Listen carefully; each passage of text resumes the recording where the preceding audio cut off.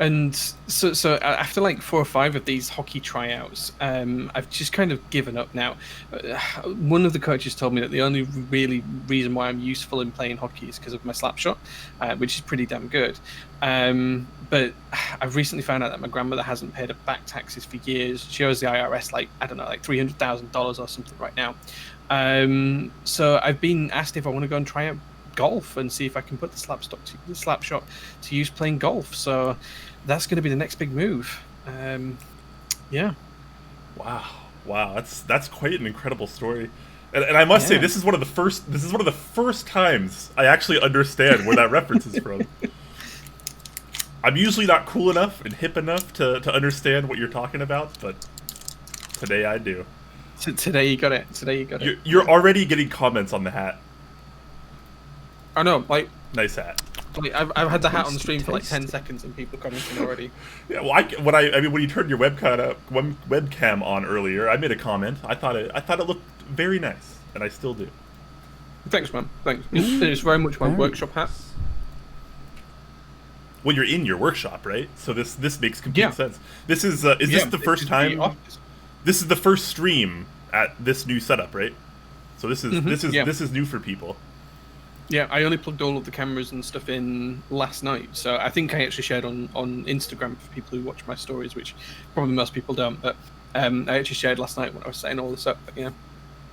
This is where I'll be streaming from now. There is a lot of changes to come. There is a sign for the store that's going to go on this wall. There's another shelf to go up at the back with some more keyboards on. I just need to get around to doing it. And what my head's hiding is all of the printer and business stuff that just has to happen, so... all that kind of stuff is back there as well. But yeah, nice.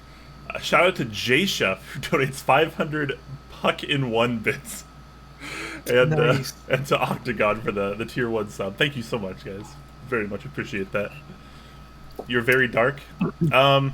Ooh, yeah. Well, Jay's in a different spot right now. It's fine. I haven't got my Streamlight set up, so I apologize, guys. I literally have the office fluorescent lighting, and that's it.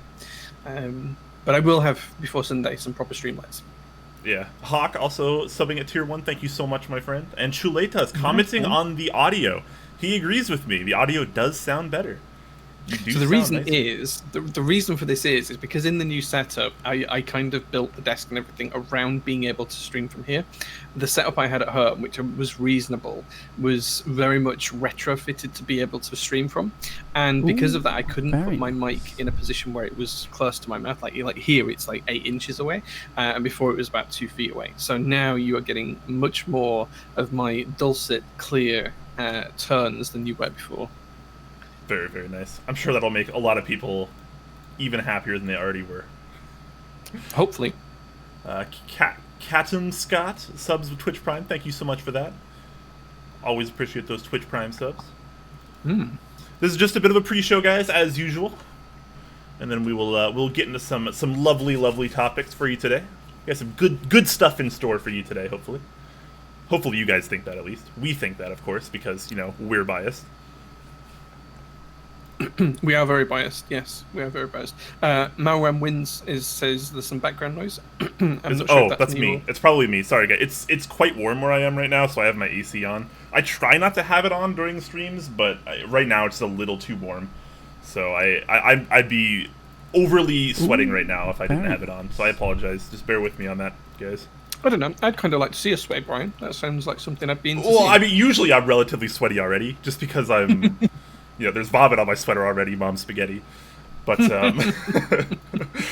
I tend to be like an overly warm person in general. Like I just even in the winter I wear shorts and a t-shirt. Like that's just my normal day, right? Like I don't really get cold. So in the summer I kind of just melt, and it's not very fun for me. So I kind of sometimes I just need the air conditioning. Earlier I got away with not having it on, but it's a little too warm for me at the moment. Hopefully it's not too bad, guys. If it's really that awful, I will turn it off. But just let me know, I suppose. Yeah, it's kind of warm here as well, actually. Like we haven't had like really hot weather in the UK, but it's been warm. And for some reason, this building that I'm in right now just seems to trap the heat in it. It's almost like a greenhouse. It's a warehouse, so it's almost like a greenhouse. And this kind of office is just built into one small corner of it. I do have the window open, but like there's no airflow through There's here no- at the minute. So, Yeah. I need to get like a fan or something under the desk. Yeah. Yeah, my AC should get a lot quieter once it reaches about 70 Fahrenheit in here. Just needs to get down to that nice temp, and then it won't be quite as loud. How dare you not sweat for us? I bled for you guys the other day on stream. I bled during my iron build. It was very applicable because I got iron on my iron. Nice. I was packing Gingham's the other day, and I cut myself on. It's not going to show, but I cut myself on the tape gun, just so yeah. I was the whole box wasted. People underestimate how dangerous, physically dangerous, the keyboard hobby is, right? Oh yeah. I mean, soldering how easy, sharp knives. Yeah, we just wave around like 350C soldering irons like it's nothing, and it's so easy to like burn yourself, stab yourself with something. The number of times I've cut myself on my box cutter is unreal. Like just like tiny little nicks here and there where I've just grabbed it at the wrong angle or slipped, and yeah, it's crazy. Oh man. Langlandia says, well, he didn't have to build alongside me, so he sure did bleed for us. Come on, man. It was such an honor to stream alongside Lang. It was a good time. He kept me in really high spirits as well. It was very beneficial for me personally. I watched the VOD on Twitch actually. It was good. It was a good stream. It was pretty scuffed, but we had a good time. Scuffed streams are always the best ones. Any plan to update Top Clack news section? Says to Toby. So he might be a little late to the party. We've been changing our format a little bit over the last month, I guess, the last couple weeks, and we're kind of moving away from just being the stream that covers interest checks and group buys. We don't really want to focus on that anymore because at the end of the day, a lot of them are just going to be preference, and if you like it, you like it, and if you don't, you don't. And while we do have opinions on things like that, we felt our time was probably better spent maybe doing something that we enjoyed more than that, because to be honest, we were getting a little burnt out on that kind of format, and everyone was just kind of expecting it of us, and it didn't really feel like a fun stream time anymore. It didn't feel like what we wanted to do, and we're kind of rotating, I guess you can say, into doing what we actually really want to do and bring you guys the content we actually want to bring you guys. And that might upset some people. That will absolutely upset some people that were only here to watch, us talk about the news, and for that I'm sorry, but there are many other outlets you can use to check out the news. I definitely recommend This Week in Keyboards by Man of Interest, or you could just browse Geek Hack yourself or something like that. There's definitely other outlets you can use to just pick up news about interest checks and group buys and such. And at times we will absolutely be covering some news topics, but it's not what we want to focus on anymore. And because of that, we've kind of changed the format a little bit. A lot of people seem to be pretty happy with the new format. Maybe a couple of people not so much, but that's just the way it is. You can't win them all. But at the end of the day, we got to do what's right for us and what we want to do, and hopefully you guys come along. And if not, it's no big deal. We respect your opinion either way. Exactly, yeah. And we'd love for you to carry on watching, and if us not doing the news in the kind of way that we used to do it isn't for you, then that's fine. We no grudges held and no holds barred or anything like that. It's all about the content we want to create as a duo, and we hope that you guys want to follow along with that. Yeah, and thankfully, I was blown away at how wholesome and positive people were at the last episode where we first started kind of trying the new format. It was a little messy, but Jay and I both thought it went quite well for a first episode, and honestly, it was an incredibly well-received stream from you guys, and that made us really, really happy, and it made us really kind of feel like we can actually start doing the things that we want to do, and at least some people will still watch us, and that's freaking awesome. Because I think at the end of the day, if we're happier with what we're doing, I think the content's going to be a lot better, and you guys are going to get to see more of us as we want to present it, You get to see more of us on a personal level. Is that a bounty Jay is eating? It is, yeah. Who guessed that? Who guessed it was a bounty? Russ. I like Russ too. I've never heard of a bounty. Can you explain what that snack is? So it's dark chocolate surrounding desiccated coconut. Okay, yeah. And each bar has two mini segments, so you get 2 in each one. I think it says 2 on the packet there. Is that kind of like what is it called in the U.S.? I feel like we've talked about this before, like a Mounds or an Almond Joy. Maybe chat. I can't remember what you said. Yeah. Oh, chat's saying mounds. Okay, so it must be a pretty similar product. Very tasty. I just need a snack to keep me awake at this time of night. Oh, it's fine. Yeah, no, you're good. You're good. Once you're done snacking, we'll roll the intro and we'll get into the show. But you're snacking. I'm having a couple sips of my tea, and we're just chilling, having a good time. But we'll start momentarily, guys. Yeah, absolutely. Coronaman says, "Are we printing?" Are we printing? No. If you hear a background noise, it's probably my air conditioner. It is quite warm where I am. My printer's printing, but there's no way you can hear it because it's between two walls and it's about 400 yards away. So there's absolutely no way you would hear that over here. Maxed Feeling says top snack. I think we need a snack segment now. That has to be one of our new rotating segments, I think, Jay. We can do that. We can do a snack segment. Yeah, I mean, mostly, obviously, we're going to focus on keyboard stuff, but I think having a segment every couple weeks or months or something that isn't about keyboards could be kind of fun as well. Just a little extra variety. Luna's asking for a tour of the office. Well, here's my desk where I'm sat right now. You'll see more of it on Sunday when I stream a build stream from here for the first time. Behind me, about 15 feet away, you can see that's where all of the office paperwork sits and lives, and some of the keyboard collection. I'm going to pan the camera around, and Brian's going to cringe. Just here, we've got... hold on. Let me see if I can show you guys.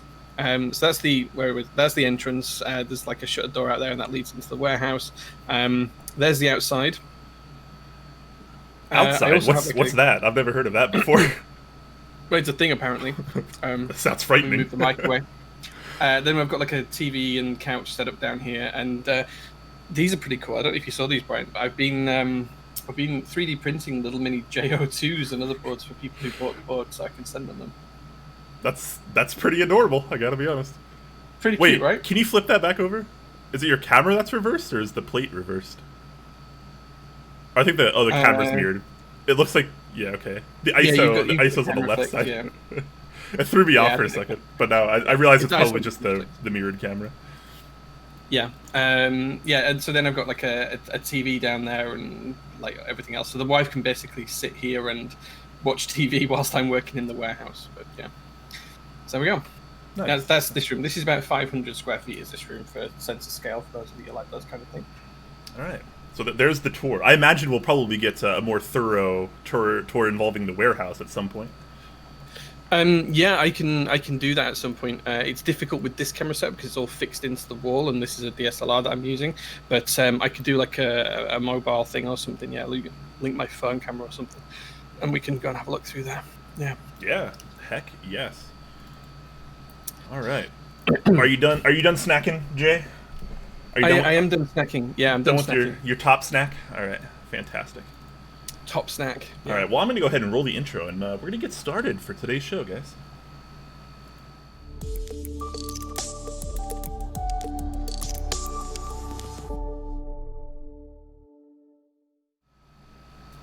Hello, everyone, and welcome to this week's episode of Top Clack. I am your host, Quakemz, joined, as usual, by my lovely co-host, Jay.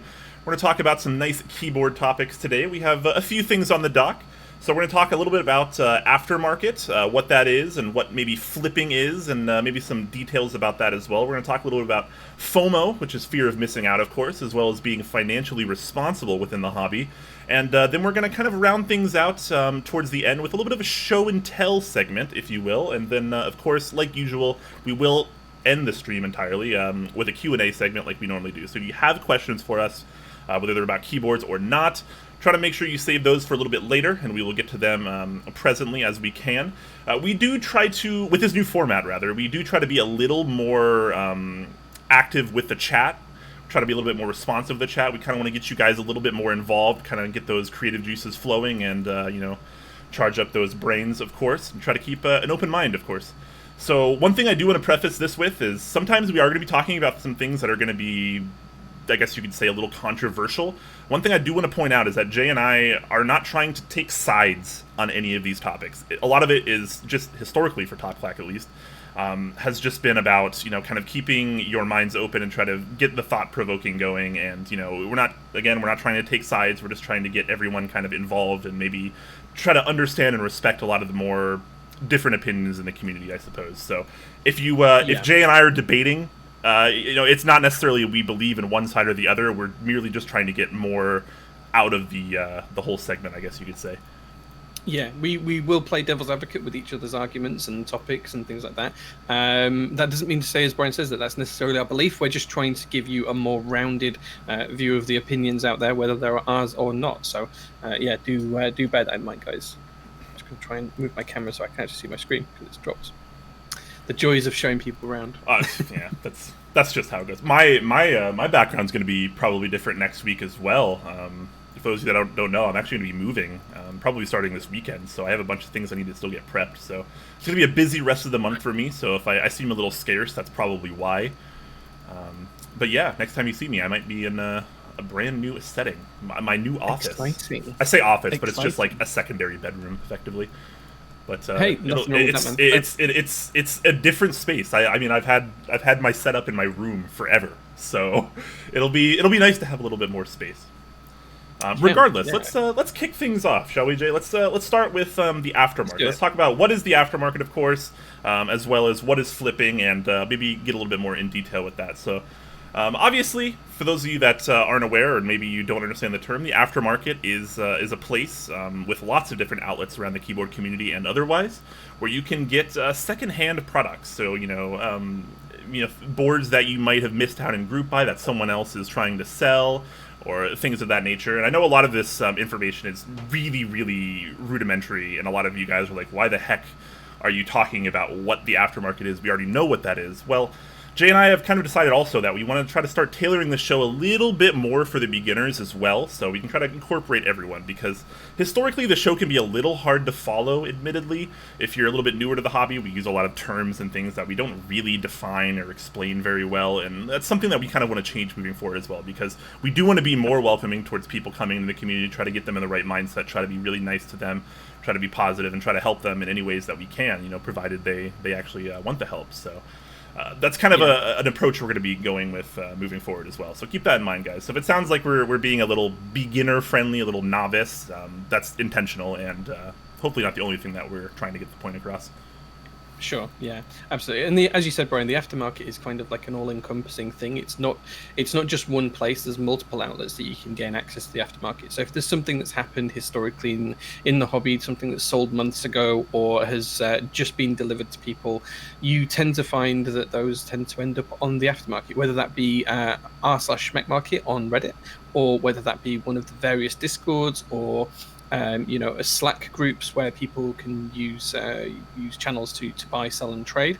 Effectively, it's a place where you can either sell, trade, or buy parts, items, keycaps, switches, keyboards that you want, anything related to the hobby that isn't available in stock and brand new, or maybe is still available in stock and brand new, but you can get a slightly better deal on it, or maybe get an older version of it, a one-off, a special, a limited edition, depending on what it might be. That's what the aftermarket is. It's an all-encompassing place. Think of like Auto Trader for cars.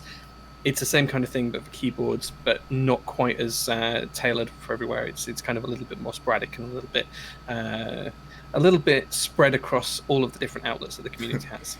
Yeah, absolutely. Like you said, it is fairly spread. A lot of the outlets do have their own dedicated markets. Geek Hack, for example, has a dedicated marketplace rather. Keep Talk, also dedicated marketplace. I think Desk Authority still does as well. I would argue the largest one, I think, within our community right now is probably r/Mekmarket, which is, of course, a subreddit on Reddit that is different from r/Mechanical Keyboards. So it's strictly a marketplace, and quite a lot goes down there. So that's kind of the main focal point for buying and selling and trading on the aftermarket in our community.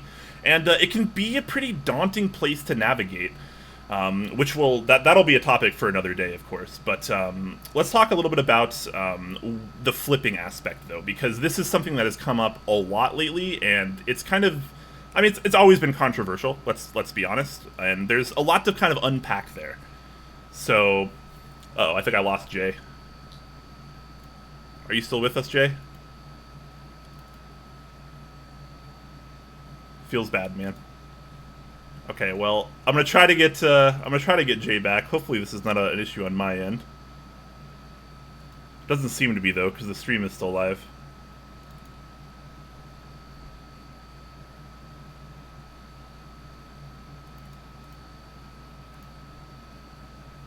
Jay, I believe you can make it back.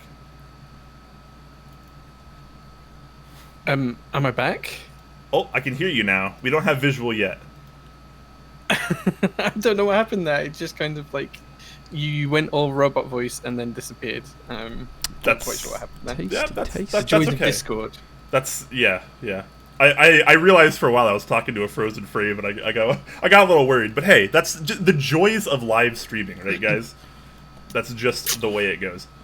Thank you very much, Mountain Blocks, for the 222 come back J-bits. Rechap says bounty hunters got him.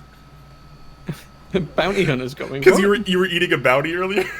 Oh, I didn't even click on that. Yeah, that's a good great. one. Yeah. Good one. That's excellent. Year 1 and 2 flashbacks. Oh yeah, early Top Clack production quality was. It was something. It was something. We rely on Discord for our yeah. audio communications, and sometimes it's not great. It did go amber, did the connection quality like 5 minutes into the show, so I was worried about it, but it seems to be back now. So, yeah, apologies, folks. I do apologize.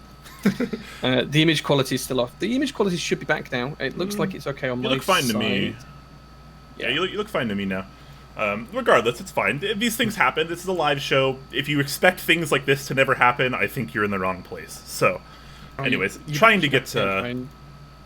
Uh-oh. I think we're losing him again. I'm still here, but you are breaking up. Oops.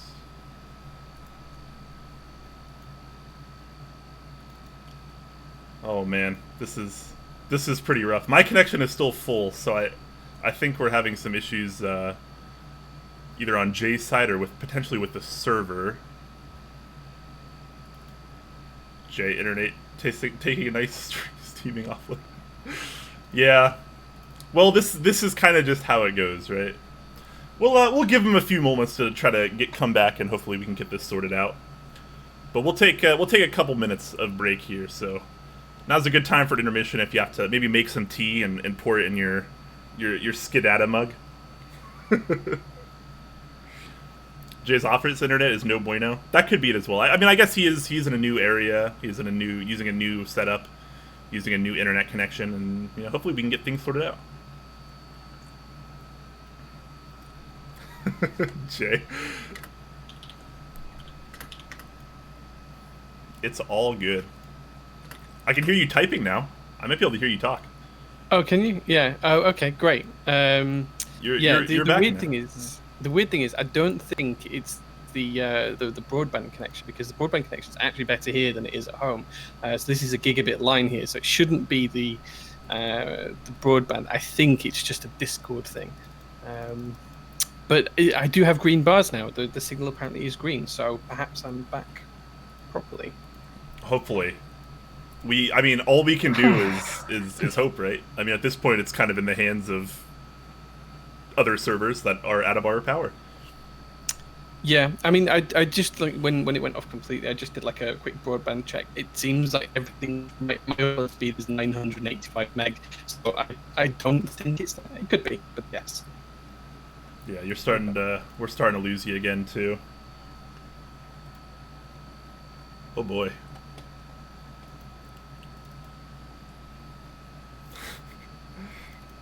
Well, guys, I don't really know what to say about this.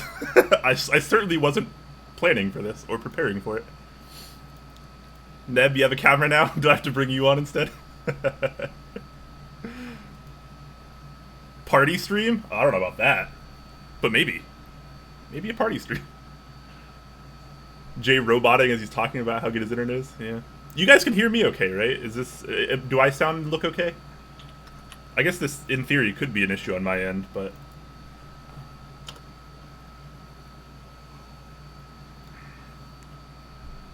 I can't really mess around with Discord too much, otherwise I'm gonna mess with the video cropping. So, Gio, if you could change that location for me, please do that. Yeah, you should be able to hear me now. I can hear you now, loud and clear again now. We're back.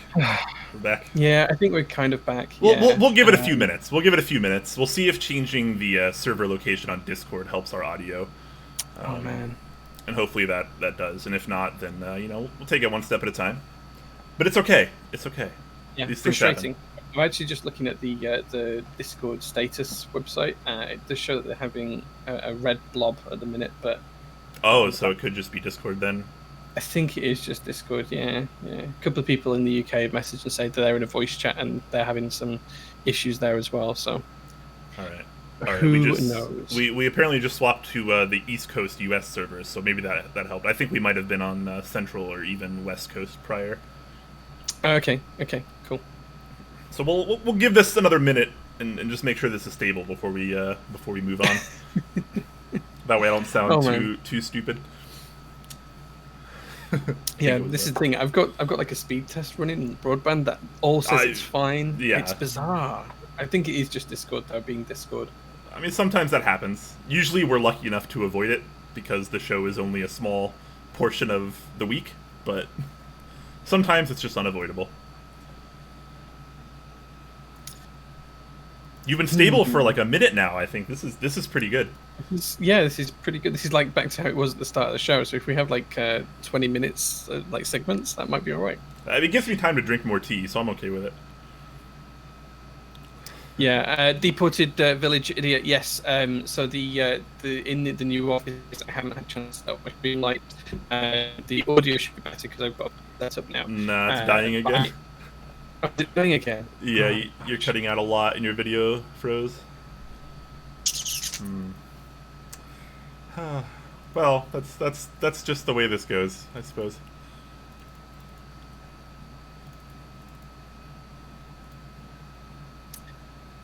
If I turn off the camera, does my video come back?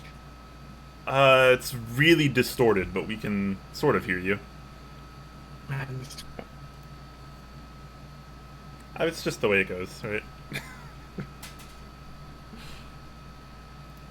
Give it a few more minutes. Hopefully it clears up. If not, maybe we can adjust some things. And I don't really know. What would you guys like to see? How would you guys like to see this show progress? Should we keep having issues like this?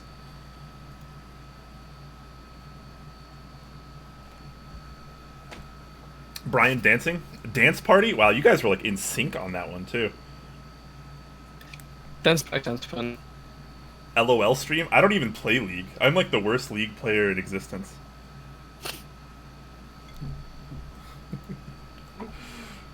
Overwatch stream? Oh, I don't... Last time I tried to stream Overwatch on the Top Clack channel was a couple years ago, and people were pretty mad at me. I remember that. Didn't people like really send you nasty messages about it? There were like 2 or 3 people that were like pretty upset that it wasn't keyboard content. Like really upset. Starstone says build stream? That's tomorrow, hopefully. That's the plan is to do one tomorrow. Tea, coffee, beer chat?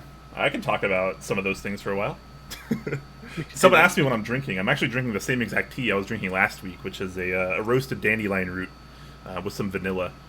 It's quite nice. I definitely need to send you some dandelion and burdock soft drink as well. I mean, you were using a keyboard, so technically it was keyboard content. God of Lindrum always has my back, man. I love it. It's great. People got their jimmies wrestled. Yeah, I mean, I can kind of understand, right? Like if you're only watching Top Clack for like specific keyboard content, you could probably be upset if you got a ping for a stream that wasn't keyboard content. I can see that.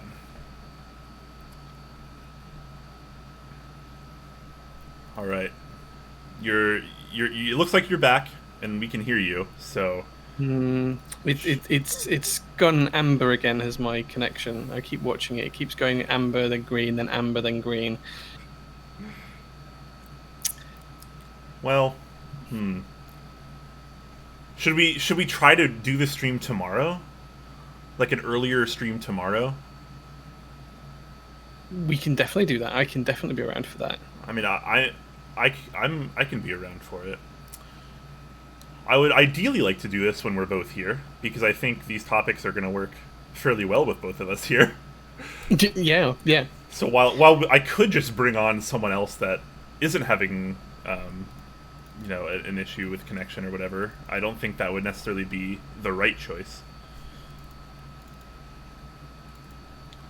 Chuleta has asked me if I'm getting a Noah. I am not. I don't really have a whole lot of spare money for keyboards at the moment.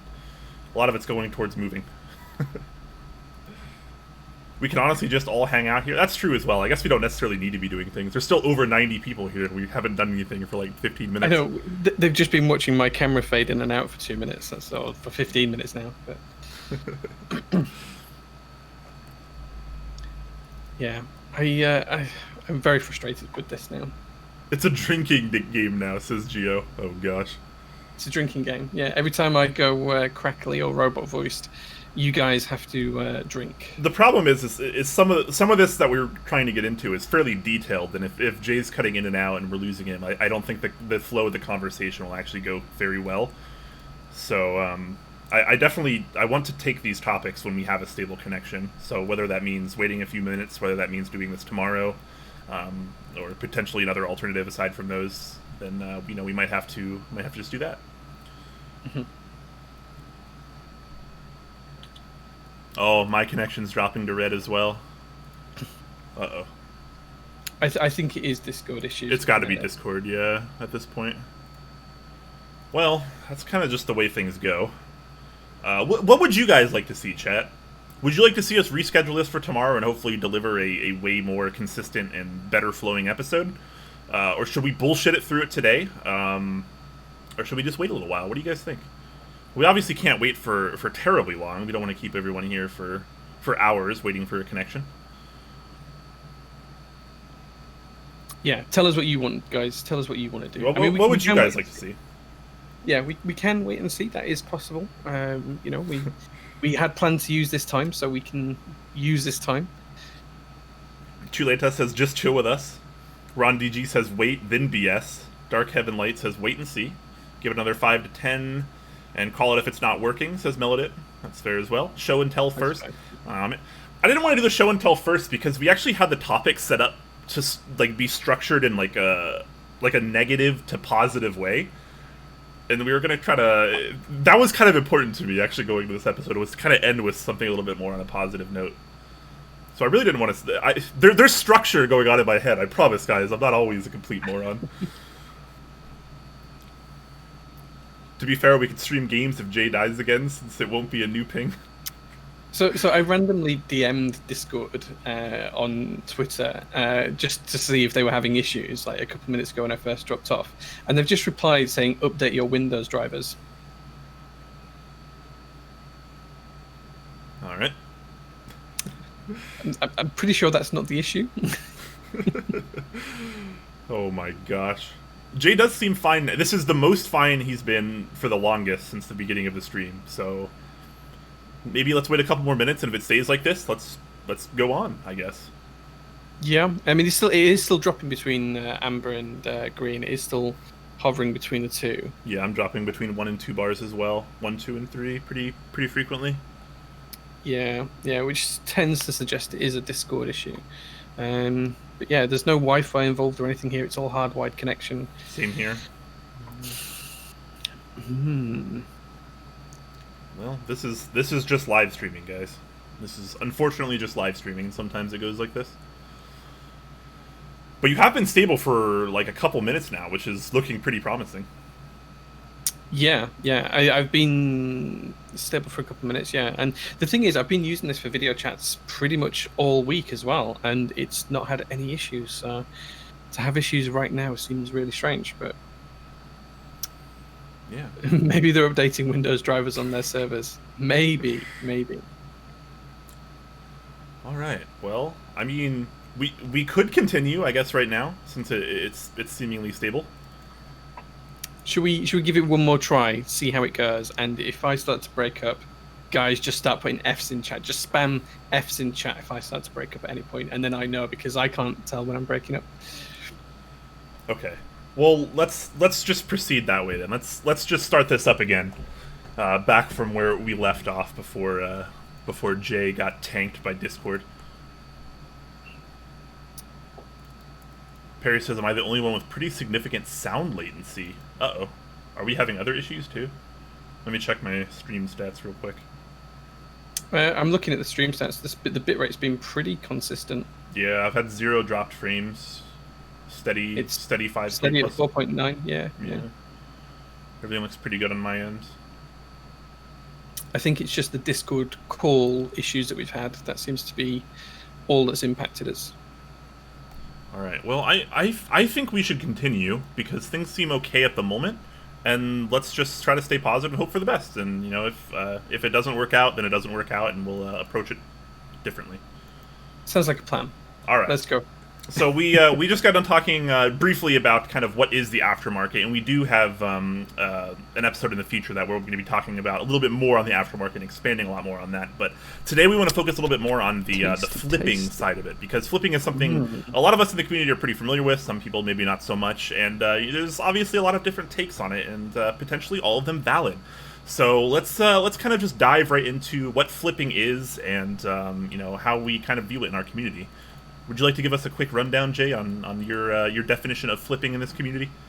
Yeah, so I think my personal definition of flipping in this community is whereby you've bought something historically in a group buy or on the aftermarket yourself. You've obtained something that's got some inherent value to the community, and rather than selling it for the price that you roughly paid for it, plus or minus 10-15%, depending on PayPal fees and all of those other kind of things, you actually try and sell it for significant profit.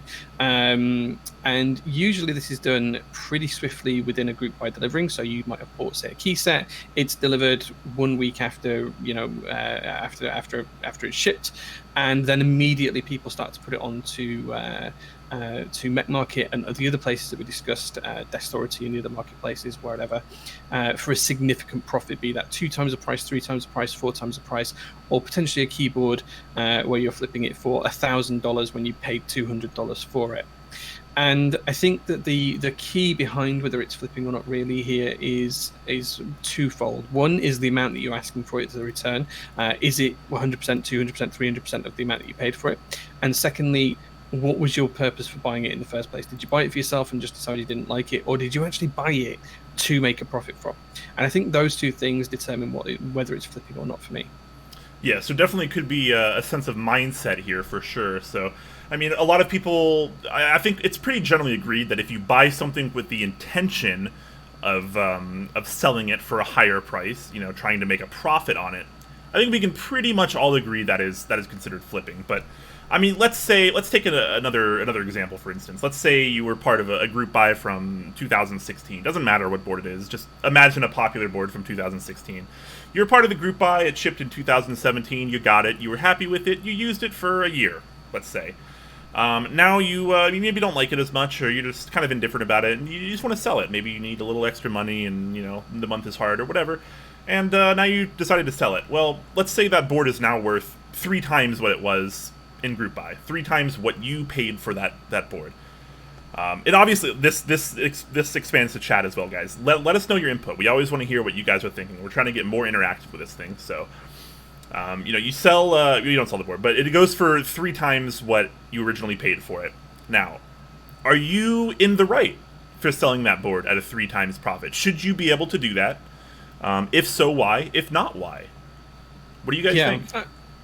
Yeah, tell us in chat what you think, guys. I think the first view I have on this is if you took any other hobby in the world, people would sell things at market price because that's what that's the price it's going for, right? If that keyboard was bought for $200, but they're all selling for $600, why wouldn't you sell it at $600? That's the devil's advocate question here. So why wouldn't you sell it at $600? Because that's what everyone else is doing, even if you only paid $200 for it yourself a year, 18 months previously. Yeah, absolutely. Already some great thoughts coming in from chat as well. Dark Heaven Light says, the issue with the community is that people who enter limited runs with the intention of making profit. That's certainly something to consider as well. We have a lot of private and a lot of limited group buys in our community nowadays, which is it's interesting, right? Because I think this is something we even talked about on our last episode. We have so many Discord servers, so many Slack servers, so many of these small outlets that are just all around the community, and a lot of them, kind of exclusive with their products. So they maybe only run the private group buys in their Discord, for example, and you have to be there, otherwise you can't get it. And you know, we see a lot of that these days, and I think it's okay to do that. It's okay to have private group buys, and you know, a lot of the group buys that we have are a little bit more open for the entirety of the community. But you know, the problem again, like he mentions in chat, is that you know, a lot of those boards are a lot more exclusive, and they're a lot rarer, and a lot more people want them because of that. So you know, a lot of people in the community buy for just the sake of exclusivity. This is, you know, this is nothing new. This is certainly nothing new. So and it's right. People are willing to pay a premium to have something that other people might not have. And if people are willing to pay, why shouldn't the sellers take advantage of that? Yeah, and it seems like the chat is more or less in agreement as well. Piat says that's not flipping, and there's no reason to deny yourself the money if someone is willing to pay. It's different for budget boards because the behavior becomes gatekeeping to the community. Yeah, I completely agree. Boypie follows it up with saying, sure, if that's what the market value is at the time, it would be dumb not to sell it at that market price. And yeah, I think by and large, most people kind of agree with that. So it's almost accepted that, you know, you can sell a board for 2 or 3 or 4 times what you paid for it, as long as, you know, the intent wasn't there to flip it in the beginning. You know, you had the board, you experienced it for a while, and, you know, it just ran its course, and that's totally fine. Sure, and Glasses comes up with an interesting counterpoint. He says a lot of this is a case of personal boundaries. This board is okay to flip for X, Y, and Z, but this board you can't. So he's saying that depending on the product, there are different expectations around what's allowed or not. And I think Perry mentioned this before, things like TGR and OTD, it's kind of expected and accepted that they will be sold for significantly greater amounts than they were sold for in group buy on the aftermarket, whereas other boards might not. Potentially, you know, you might have a KBDfans board that sells for pretty much its retail price on the aftermarket, even if there's no brand new stock available. I think the other issue to this as well is how do we define, if that is the case and it's okay for some products to be sold at flip and it's not okay for others, how do we define as a community which boards we should be allowed to flip and which boards we shouldn't? How does that work? Exactly, and there's a lot of things to consider here as well. So obviously it goes without saying that the community is significantly larger than it's ever been. It's growing at an insane rate, and a lot of us are pretty surprised by it. We're pretty taken aback, to be fair. But with that influx of people, look at the spending power, the pure, raw spending power of the community now. 2 years ago, 3 years ago, you know, a $1,000 board, a $1,500 board was unheard of. I mean, that was, you paid that for OTDs. I remember multiple people selling off their collection to pay $1,300 for an OTD like 356 Mini, for example. And it's interesting because nowadays that seemed like such an odd concept. Right now. That was such an odd concept. Yeah, but nowadays, you know, you look on Mech Market and there's, you know, people trying to sell, you know, the Iron 165, for example, or, you know, insert TGR board here for $2,000, $2,500, $3,000, $3,500, and it feels like people are more or less okay with that right now. And I'm not saying that's necessarily a bad or a good thing. Again, we're merely trying to provoke some thought here, guys. So, yeah, you know, is it just expected and accepted now that so many of these products to be sold at 3, 4, 5, you know, even upwards of 6 or 7 times value of you know, what people paid for it? Certainly and interesting. I think Gondo brings up an interesting point here. He says, back in the day, we only had 3 group buys a year, and that's absolutely true. If you look back at some of the historic boards, the numbers of them available were very small, and the community was very small. Now the community is significantly larger, but the number of those historic boards remains the same. So they are big. They are more difficult by default to obtain. But what about things like now, where we see boards have unlimited group buys or significantly higher numbers? In 2016, it would not be unusual for a board to sell 40 units, and that would be a good group buy. Yeah. We've just seen the Primus sell 620 units in group buy, plus the ones that were raffled off on Teihei's stream as well. So that's probably close to 1,000 units. Does that mean that we will see less flipping of boards that sell in greater numbers going forwards? Yeah, Perry in chat says, Holy Pandas being flipped was nuts to see. Yeah, I mean, it feels like almost everything is flippable. I mean, it's always going to be the law of supply and demand, right? And that's pretty much never going to change in our community, because if people want something and they have the money, most people are just going to buy it. We're kind of in the minority in the community, very, very niche within the community, where we really kind of openly think and discuss things like flipping and like should people be paying this much for a board, and why should they be paying this much for a board, and vice versa. Whereas, the average person that comes into the hobby that just has, $1,000 to spare, they're like, hey, I want that, and they buy it. And, they don't think twice about it. They don't think it's right or wrong or anything. It's just what they want to buy. And it feels like pretty much every perspective is valid on it, and yeah, I don't know. It's certainly something to consider, because, I mean, can it ever get better if we don't change anything? I think is kind of the next point I kind of want to bring up here. And if not, should it ever get better? Is this something we should be trying to fix in our community? Or, I mean, this is kind of a deep rabbit hole like we were talking about before the show, Jay, but are keyboards art? And, like, is art going to be justifiable like that in our community? And, when you attach dollar amounts to it like that, is this totally expected, and this is totally fine, and because other communities do it, we should as well? Sure. I think if we go back to your first question first, can it get better if we don't change anything? I think the easiest thing to look at is what can we change.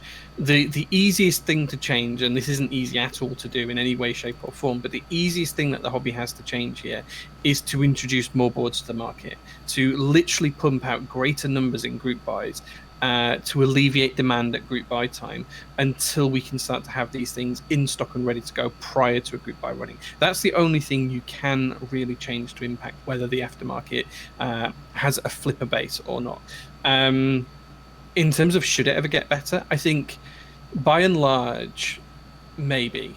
And that seems like a bit of a cop-out answer, but I think it's always useful to have those upper echelon boards, those kind of holy grails, those, the key cults, the OTDs of the hobby that do command a higher price, because if you have those in place, it helps regulate the rest of the market, it gives people something to aspire to, and it gives people something to attain towards as well.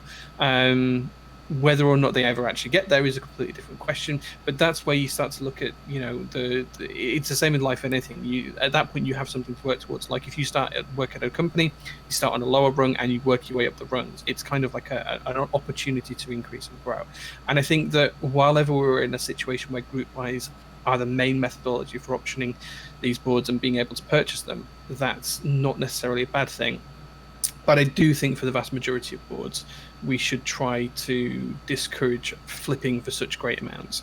I think, sure, making a bit of profit is fine, especially if you've built the board or you've put some work into it. I think making some profit isn't, unrealistic or unreasonable, but to make 100%, 200%, 300% pure profit on top of what the board actually cost, that's where we start to enter an issue, I think. Yeah, and I mean, it's even gotten, and I think we can all agree, so bad as to say that, we've had people trying to flip group buy spots, for 2 or 3 or 4 times profit. And that's always kind of blown me away as well, is that, people can join a group buy or, a raffle or whatever, and then sell their spot for the higher price. And thankfully, I think most of us can probably agree that's a relatively negative thing. And I do think that most vendors, and I've seen several of them do this already, they wind up just completely blacklisting that person. They cancel their order, blacklist them basically from anything in the future. And a lot of people just kind of take action into their own hands like that. And I think that could be fine as well. But it's such a deep hole to consider. There's so many angles to come across it with. And it is. Waffle Donkey brought up a good point that I want to touch on as well. He says the other thing I see people here are now chasing clout/status with keyboards than just having a good aesthetic experience. So yeah, I mean, at what point are people caring less about the actual product and more about what the product represents in the community and, like, what it could make you just by owning it or selling it or buying it or whatever? Sure, yeah, absolutely. And Zekin comes back with a point as well. He says, how can you change the fact that vendors and designers are 1 to 3 person teams and simply cannot meet demand? Yeah, absolutely. As I said before, I said the thing to change if you want to change the hobby to stop flipping is to increase more boards. But I did say that's not easy by any way, shape or form. To try and scale up the kind of operation needs significant more investment, time, funding availability than we have right now. I mean, the amount of money involved in group buys is insane to some extent, especially when you have 100, 200, 1,000 boards or some group buys of here. So absolutely, you're completely right, Zekin. I wasn't trying to make that as an off-the-cuff comment to say that that's what we should do or that's easy to do. It's absolutely not, but I think that is the only way you would curb flipping as a whole. It's just not easy to get there, and it's not a position we're going to be in for a long time. Yeah, and again, we're not trying to argue one way or another. I mean, should Yeah, this change? Should Yeah. we just try to focus heavily on scaling up? Are we losing our sense of community as we kind of pour into this more typical American mindset of trying to always make more money and hiring more people, expand, build, money kind of outlook? Maybe some people think it should be kept a little bit more personal and a little bit more, not necessarily gate kept, but a little bit more within the community per se. But it's hard to argue that as well, because of just how many people are just coming to the community these days, and from so many outlets as well. And not always. I mean, this is going to be a touchy subject, but I remember the what's his name? Is it Christopher Yee? I think it was. Some people may be unfamiliar with that situation. I'm not going to spend too much time explaining it, but he's someone that maybe has brought a lot of people into the community with a mindset that is a little bit more about making money, a little bit more about flipping, because he might not necessarily understand how we view the community from the inside out. He can only see it from how he sees it from the outside in. So it's a really touchy subject, man. It's a really touchy subject. That video he made was so bad. Yeah, I know a lot of people feel that way. I know. I don't want to comment too much on it because I don't want to feel like I'm attacking anyone or whatever. But it's something to consider, right? Because the way people enter the hobby is big, because that can often set their mindset for the rest of their keyboard career. Yeah, the experiences absolutely. That you have immediately. So it's a tough subject, that's for sure. Yeah, and I think that one of the distinctions that you made there, Brian, as well, is you said that it's from him looking outside of the community in. Where does the line of the community really stop? That's the other thing as well. And as the community grows, is the mindset of how the community should be run going to change? Because there's going to be more people with more diverse thoughts, opinions, philosophies on how things should go than what we're used to. We've seen that in terms of how kit design works from Gmk sets over the years, to how board designs are developed instead of just being. I mean, if you look back to some of the really historic boards, they were done really relatively simple. Like USB cutouts would be a hole just drilled through the case. That's kind of how we used to do things. So the everything develops, and I guess, is the community developing along with that? And does that come with a new sense of sensibilities and ideals and philosophies around what constitutes a good aftermarket? Yeah, and Upas brings up a great point too, and I'm certainly not trying to contradict this. He says, I don't necessarily think it's fair to equate growth to focusing on money.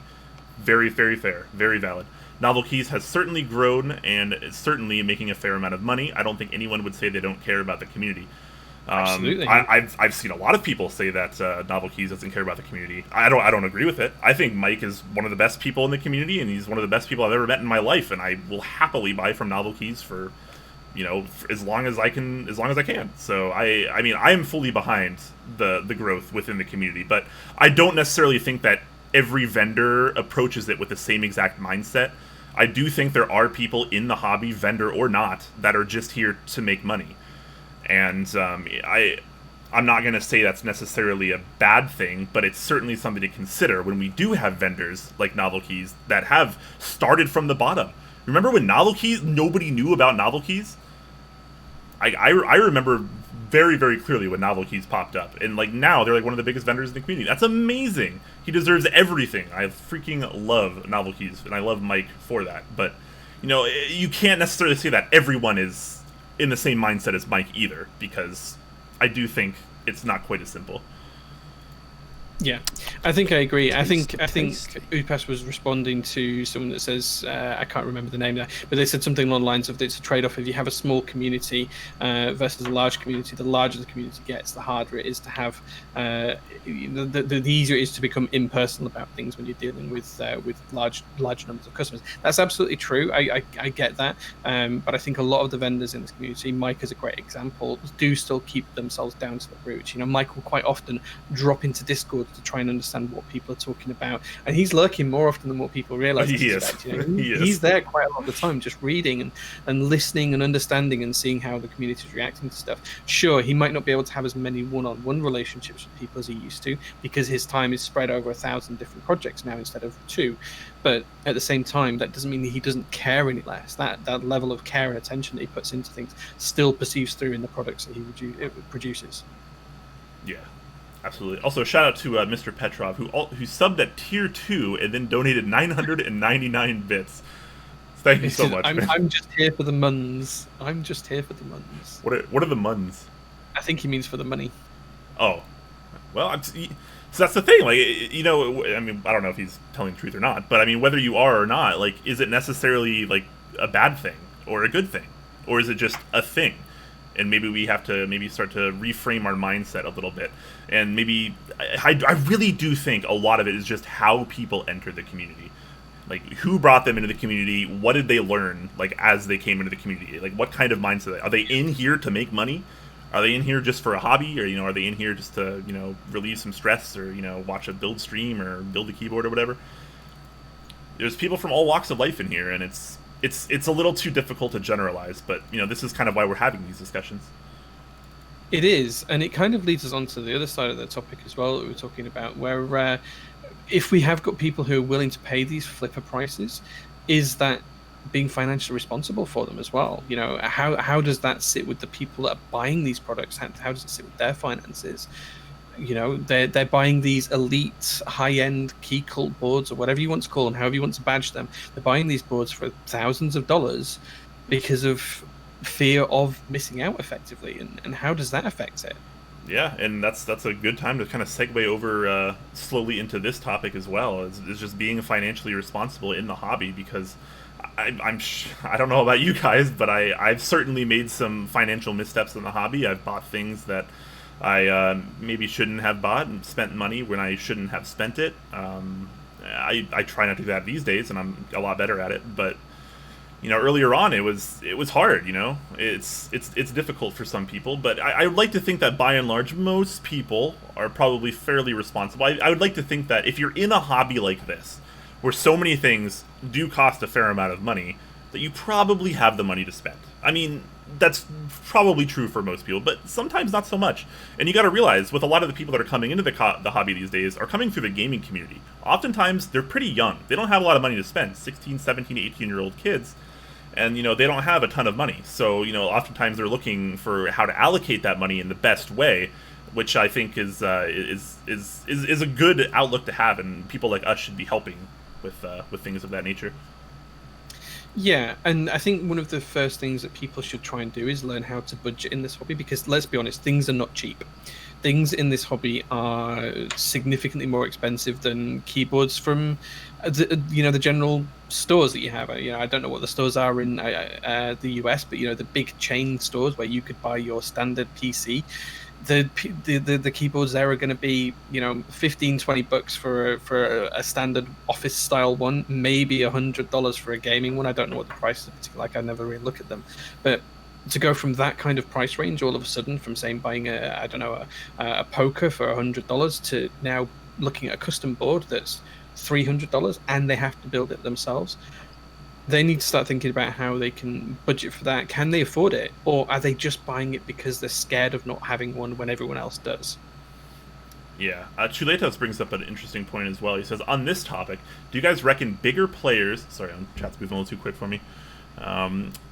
Do you guys reckon bigger players will hop into the fray of high-end custom keyboards? Razer just dropped their first 60, though not quite there yet. That's something to consider as well. I mean, the bigger OEMs, I think, I'm not going to say they don't have, like, a sense of community or anything, but let's be real, a lot of them are going to be making business decisions to make profit. That's kind of just how that goes when you're at that level. So, I don't know. I feel like it would be difficult for some of those kind of bigger players that are kind of outside our more niche community to kind of come in and just start doing customs. I feel like that would be very difficult, and a lot of people maybe wouldn't be quite as receptive to it positively. But with that said, it's hard to say, right? I mean, if they're going to start moving that direction, is it ever going to stop? So I think it's a very real reality to say that some of those bigger players could start putting out higher end boards, but then you kind of start to split hairs on what's high end, what's premium, what does this mean, what does that mean, which is kind of a whole other can of worms as well. If you look at it this way, we've seen bigger players like Niz, and I know they're not huge compared to some of the big companies like Razer and Corsair and things like that, but we've seen Niz now move away from just selling their predefined boards to actually making close to what we class as a custom keyboard these days, fully milled aluminium housings, aftermarket domes, all of that kind of stuff. They're pretty much on the fringes of the market now, and I don't think it takes much more growth from where we are now. I mean, the community has probably tripled in size since I joined, if not more, and that's probably in 4 or 5 years, and it's getting faster and faster. It's Moore's law, right? It's doubling faster every period. I don't think it'll take long before the big players do start to realize that there is an additional market here that they could tap into, providing higher end boards but still at more affordable prices because they can produce in mass volume, and trying to eat away at the fringes of the hobby. I can absolutely see that happening. Yeah, Star brings up a pretty good point here as well. He says people are coming to the hobby buying quote-unquote clout because they equate spending money to self-worth due to the similarity of hype in PC Master Race hobby. That's totally true. I mean, obviously people like us, most of us hopefully at least know that, you don't need a high-end custom keyboard to be in the hobby. You don't need a high-end custom keyboard to feel good about yourself. You don't need one to be, cool, quote-unquote, in the community. You just having a keyboard in general, just having an interest in general is just enough to get you in the door at least. And that's something that should be really taken into account, because it's unfortunate to watch people buy boards not because they want the board, but because they want what the board will make them, what it will represent to other people when they show, hey, here's my Key Colt #1 or whatever. Insert nice board here. And to a greater or lesser extent, that's not the problem. The problem becomes when they're doing that, but then they can't make rent for the month, and they're making a decision to buy something that is significantly out of their price range for FOMO or clout or whatever other terminology you want to put around it. The end result being that they can't meet their obligations in the real world, in their adult lives, directly, or whatever responsibilities, accountabilities they've got to look after themselves, they can't meet those because they've spent the money on something as frivolous, and I'm going to put that in quotation marks, because depending on how you view this hobby, you might see it as a frivolous expense or not, to just try and give themselves that adjective, whether it be clout or give themselves personal worth or make them feel better. I mean, who hasn't done a bit of retail therapy when they felt down, right? People buy stuff because it makes them feel better, but where do we draw that line around whether you can afford it or not? What are the danger signs that you need to look out for? I think if anyone is ever considering purchasing something and that might mean that they can't meet one of their significant obligations for the month, whether that be food, rent, utilities, fuel, car payments, anything like that, you need to start thinking about why you're making this decision and what the long-term benefits are for you. Yeah. Axot says the irony is high-end boards have clout within Mech keyboard community. Everyone outside of that thinks we are insane. That's totally true. Yeah. I'm sure many of you have probably been there when you explain this hobby to someone else and you just get this kind of look. Excuse me? It's very difficult to explain to people that maybe are outside of the hobby. But yeah, I mean, let's talk about what it kind of means to be financially responsible. I mean, what do you got to do? You have to define a budget, right? You have to cover your basic needs first. You have to make sure you can pay your your rent, your mortgage, your buy your groceries and etc. Because let's be real. I mean, dropping $2,000, $3,000 on a keyboard is a lot of money if you're looking for one of these high-end keyboards. And oftentimes it's not even a complete board. Oftentimes you still have to buy the other parts and build it up, or have someone build it for you. Maybe loop some switches, etc. There's a lot that goes into it. So. I feel like few people can really drop that kind of money on keyboards, but obviously there are people that can, and we shouldn't necessarily stop them for that. No, I think people spending money if they can afford it is absolutely fine. I think we probably do have a bit of due diligence whereby if we're selling something for that price, if you are one of these people that we talked about earlier on that has got something that you want to sell at that kind of price, market rate, whatever, no judgment here, but you're selling something at that kind of price. Does the seller then have any responsibility to make sure that the buyer is viable to buy it. Is it going to impact them in any negative way, or is that completely at the discretion of the buyer? How do you guys feel in chat? Do you think that the buyer has any kind of moral compulsion to make sure that the buyer can afford it, or do you think that's entirely on the buyer's side, that they should be making the decision themselves for themselves?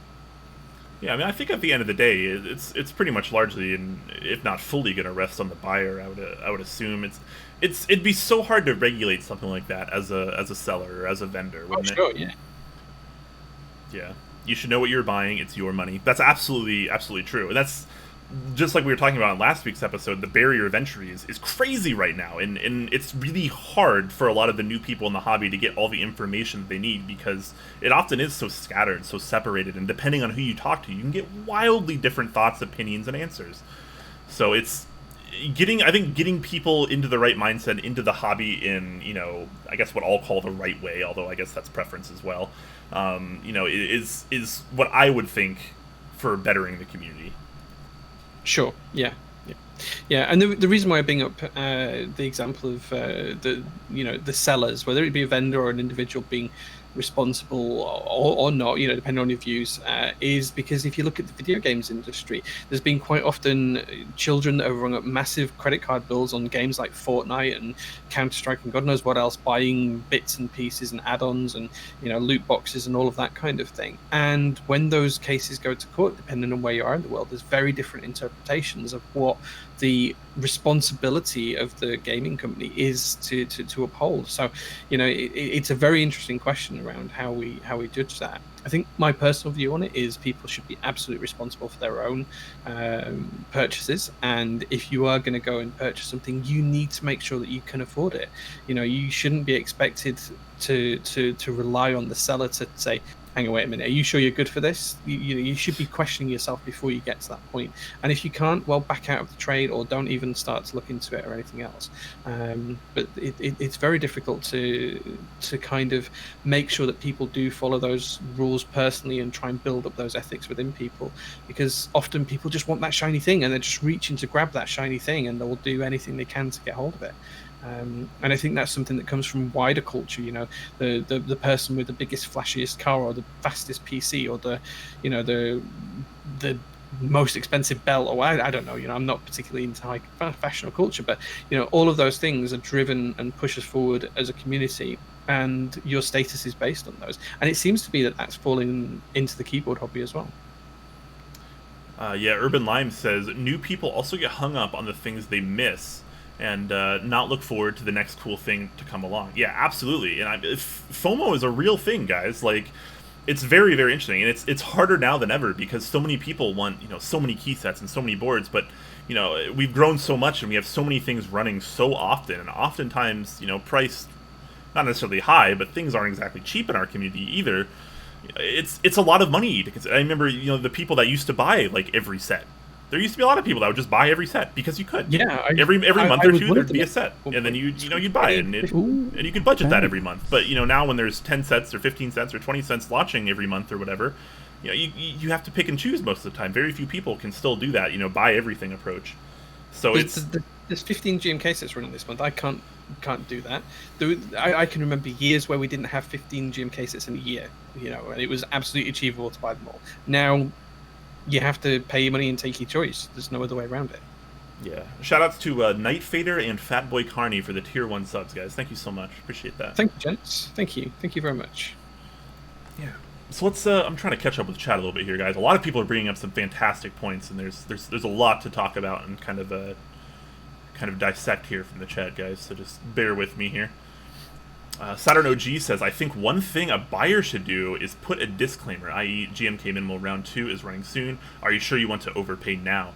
Yeah, because a lot of things do get reran, right? A lot of times the more popular things in the community, whether it be a keyset or a keyboard, often see, another round or a revision of some sort, and sure, there's another chance for that. And that's certainly something to think about as well. Sorry, when you read that, you said the buyer. Surely it should be the seller that puts that disclaimer rather than the buyer. Yes. Sorry. Well, yeah. He says buyer, but yeah, I think you're right. Yeah, but man, it's kind of tough, right? Because as a seller, you generally just want to sell your product.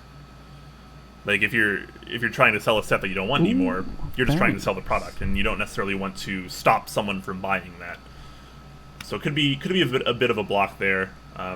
Huge shout outs to Iwane gifting, what was that, 10 subs? 10 tier 1 subs. Oh my gosh. Yeah. Thank you so much, Iwane. Yeah, LBI base as well. He says wash. I don't understand. Sure. I don't understand the wash, but thank you very much for the sub. Maybe you can elaborate a little bit on that. Yeah, I appreciate that. And A18, thank you very much, dude. Thank you. Really nice. You guys are way too nice. Oh my gosh. A18 laundering his money. Yeah, he must have just flipped something on Metmarket, right? God. Is this relevant? Yes, it is. All right, let's see. Rain Freestyle says, what do you think about the enormous amount of new keyboard sites pumping out, selling lubes, stabs, etc.? I'm starting a new store, not for lube or stabs yet, and wondering what the general consensus is. That's another thing to talk about as well. Is we have so many vendors now, and just like with like keyboard discords and other outlets and forums and stuff that are kind of scattered, and the information is often split. Just because of how large we've grown, I feel like the same thing is kind of happening to vendors as well. We have more vendors now than ever before, and more just kind of keep popping up. And whether it's a small-time vendor that's just trying to sell, some lube or some stabilizers or keyboard sleeves or whatever these days, or you have your bigger boys like Novel Keys, Dixie Mech, etc. And everything in between, and is that's kind of another topic for another time, I suppose, as well as I think it is a good topic. Yeah, I mean, to touch on it really briefly, my thoughts is that generally speaking, the more vendors, the better. Especially when we're in a growth period. There isn't a saturation of vendors right now anywhere, I don't think. But you just have to be very careful about how you go about it. That's all. Just make sure you're on the right lines legally, you're fully registered, all of those kinds of things. Because when you start dealing with customers and taking customer money, you want to make sure you're on the right side of the law, whatever the laws are in your given part of the world. Just make sure that you're following those. Yes, absolutely. All right. LBI said I meant what's up. Oh right, okay, yeah. What's up? Yeah, okay. Wash. It's all the same. Yeah, we're good. It's all the same. I wonder if it was on mobile and that was autocorrectly, but oh man, I do that way too often. Pennywise brings up a good point on this topic, though. He says competition always good for the market, right? When vendors compete, who wins? Usually the consumer. Yeah, I don't disagree with that. I think that's absolutely true. Yeah, competition breeds better pricing, breeds more options, more opportunities. I think generally speaking, competition is always good. Yeah, absolutely. All right, well, maybe now's a good time to kind of move on to our next segment here, which is kind of a little bit more lighthearted, a little bit more uplifting, a little bit of show and tell, guys. We're gonna do a little bit of show and tell, and I think moving forward with Top Clack, what you guys are gonna see a little bit more of is we're gonna have like segments, I guess you could say, at the most basic level, kind of like a lot of other podcasts that we enjoy. So we're kind of starting that out today. So while we don't have a kind of a lower third of banner to kind of show that we're on a segment, but that's something I'm going to be working on in the future as well. We're going to do that. We're going to do that. That's going to happen. But yeah, we're gonna kind of start out today with a little bit of a show and tell, and obviously you guys are more than welcome to join us in chat. Maybe you have a keyboard you want to kind of show and tell as well. But Jay and I thought we might just pick one board from each of our collections and kind of just talk about it. Maybe a little history, how we feel about it, maybe some of the ups and downs we kind of went through, and just kind of take you on a little bit of a quick journey on each particular keyboard. And this isn't going to be something we're going to be doing a ton of, but we're going to kind of be flipping back and forth on some segments, bringing some in, bringing some out, etc. And hopefully you guys enjoy that, but of course if you don't, let us know as well. Jay, would you like to start off our show and tell segment? Yeah, I would. So I've picked something today that's really close to my heart and was a big inspiration for the JO1, amongst other things. But I've picked up my old Commodore board. So this is an old Commodore board from the late 80s. These are OG Cherry keycaps. These are effectively Gmk keycaps, as you would call them today. But it has this wonderful F column here. And these are sculpted as well. These are sculpted F column. This board was the one that inspired me to make the JO1 originally. And look at this. Look at the size of this cherry spacebar, this cherry profile spacebar, this effectively Gmk spacebar. Yeah, it's huge. How cool is that? But this board was a bit of a holy grail for me for a long time. It took me ages and ages to find one, and then wouldn't you know, I found both this version, which is the PC10, and the PC5, which was the predecessor to this one. This is the second of the two, both within the space of 6 weeks of each other. The main difference, how you can tell the two apart, is on the numpad here. You see there's 4 keys across the top. The other one actually has a 1U key in this corner and then 2 1.5U keys here, and that's how you tell the difference between the original run and the second run. So the original run has 2 1.5U keys, and then this run has 4 1U keys at the top. But it also has cool things like this. Look where caps lock is.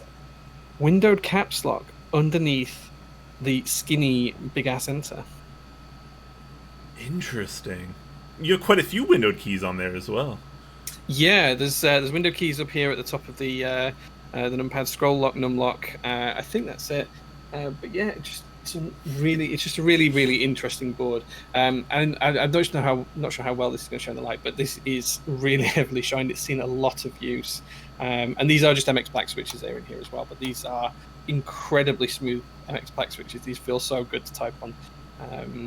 So yeah, so the plan for this board is to actually convert it for use with a real modern PC and modern technology, because the old connector, well, there's nothing that's going to plug into today.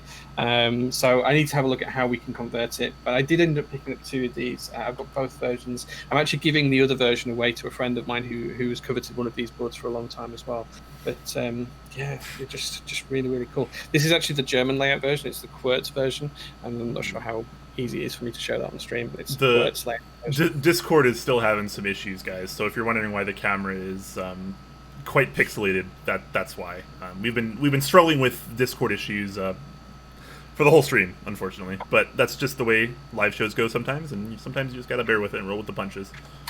Yeah, I can actually. I'll drop a link to one of the pictures, because I think I put it on my Instagram. I'll drop a link in chat so you guys can, if you want a better look at the layout. Yeah, I can show it. Absolutely do that. Did I put it on the top pack one? I'm not sure if I posted it on the top pack one or not. I1A says, would a skinny big ass be a normal enter? Is there another name? Because that enter is kind of strange and unique as well. Is there a particular name for that style of enter? I would defer to Depleted Vespene for the actual technical term, but it's I don't think it was ever classed as an enter. I think it was always classed as a return key. But it's actually the same size that used to be on all of the Triumph Adler typewriters. So that's where it comes from. This was kind of like straight after the typewriters, we kind of moved into kind of electronic word processors, and then keyboards kind of came as a spur off of that. At the time, it was kind of like all of like a mix of things happening in the late 70s, early 80s, and that style of return key or enter key definitely came to the Triumph Adler typewriters. I don't know what inspired those, but that's where I saw it before. Nice. Yeah, Depleted Vespene says it's called an elbow enter, or elbow return, rather, I guess. Jay flexing some serious keyboard knowledge, says Chuletas. Yeah. That's. I mean, that's part of what we want to do as well. I mean, there's so much to talk about within the keyboard community, and we kind of want to branch out and try to hit a bunch of different spots of it, including some of that more dated keyboard knowledge that a lot of people don't know. I would say my knowledge is limited. It's not something which is fine. We can all learn together as well. Absolutely. Okay, I'm going to post a link into chat. If anyone is interested, bear in mind that this is my personal Instagram account. You can choose to look at it or not. This is not me trying to influence you to go look at it. If you want to go and have a look at the actual board I showed, because I know my camera's not the best quality right now because of Discord issues, but you can look at it at that link. It's entirely up to you. You don't have to click it. I'm not telling you to click it. Disclaimer done.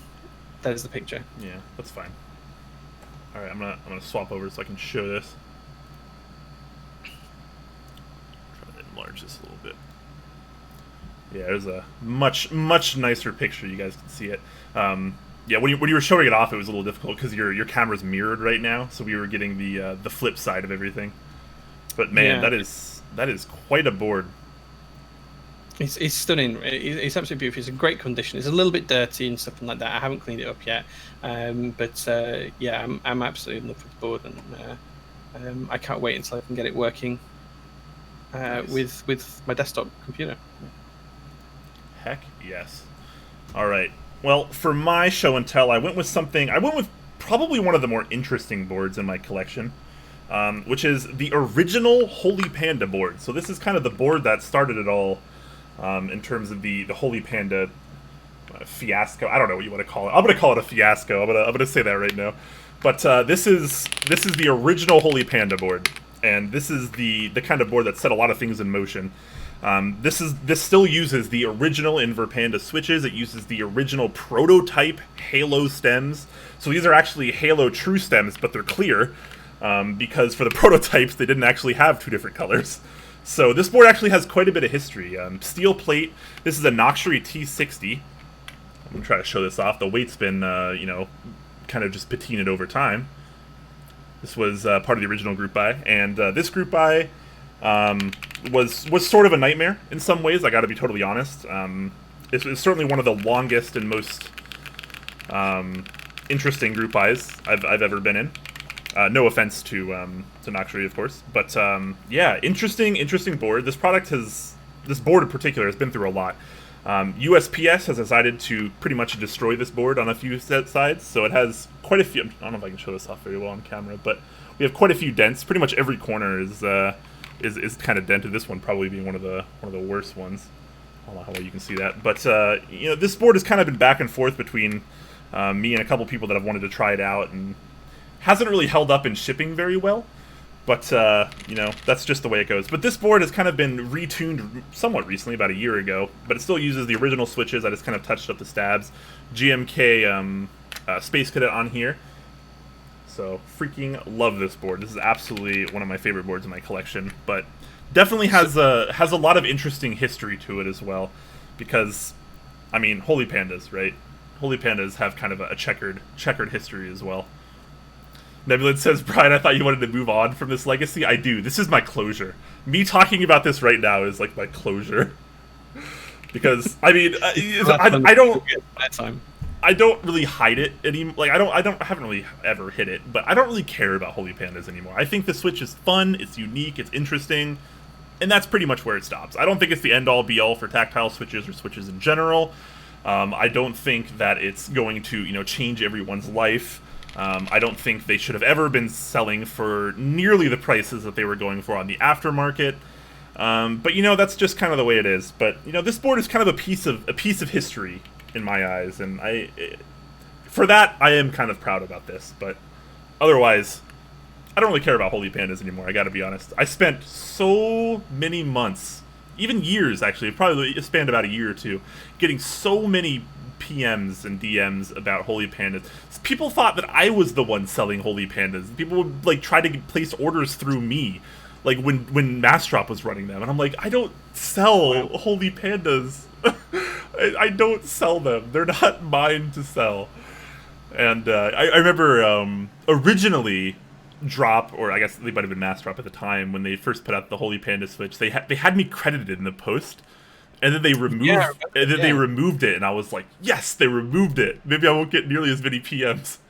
And ever since then, I've gotten slowly less and less PMs, and I've been a lot happier about it. Because I gotta be honest, I'm sick of answering questions about the Holy Panda.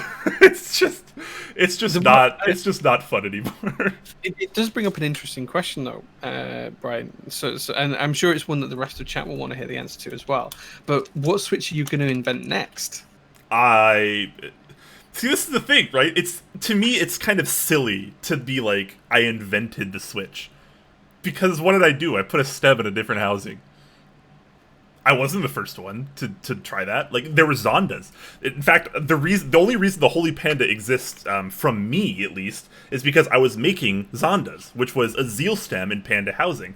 Because when people started putting those in, they were like, holy crap, it's like a Zelio on steroids, because it was.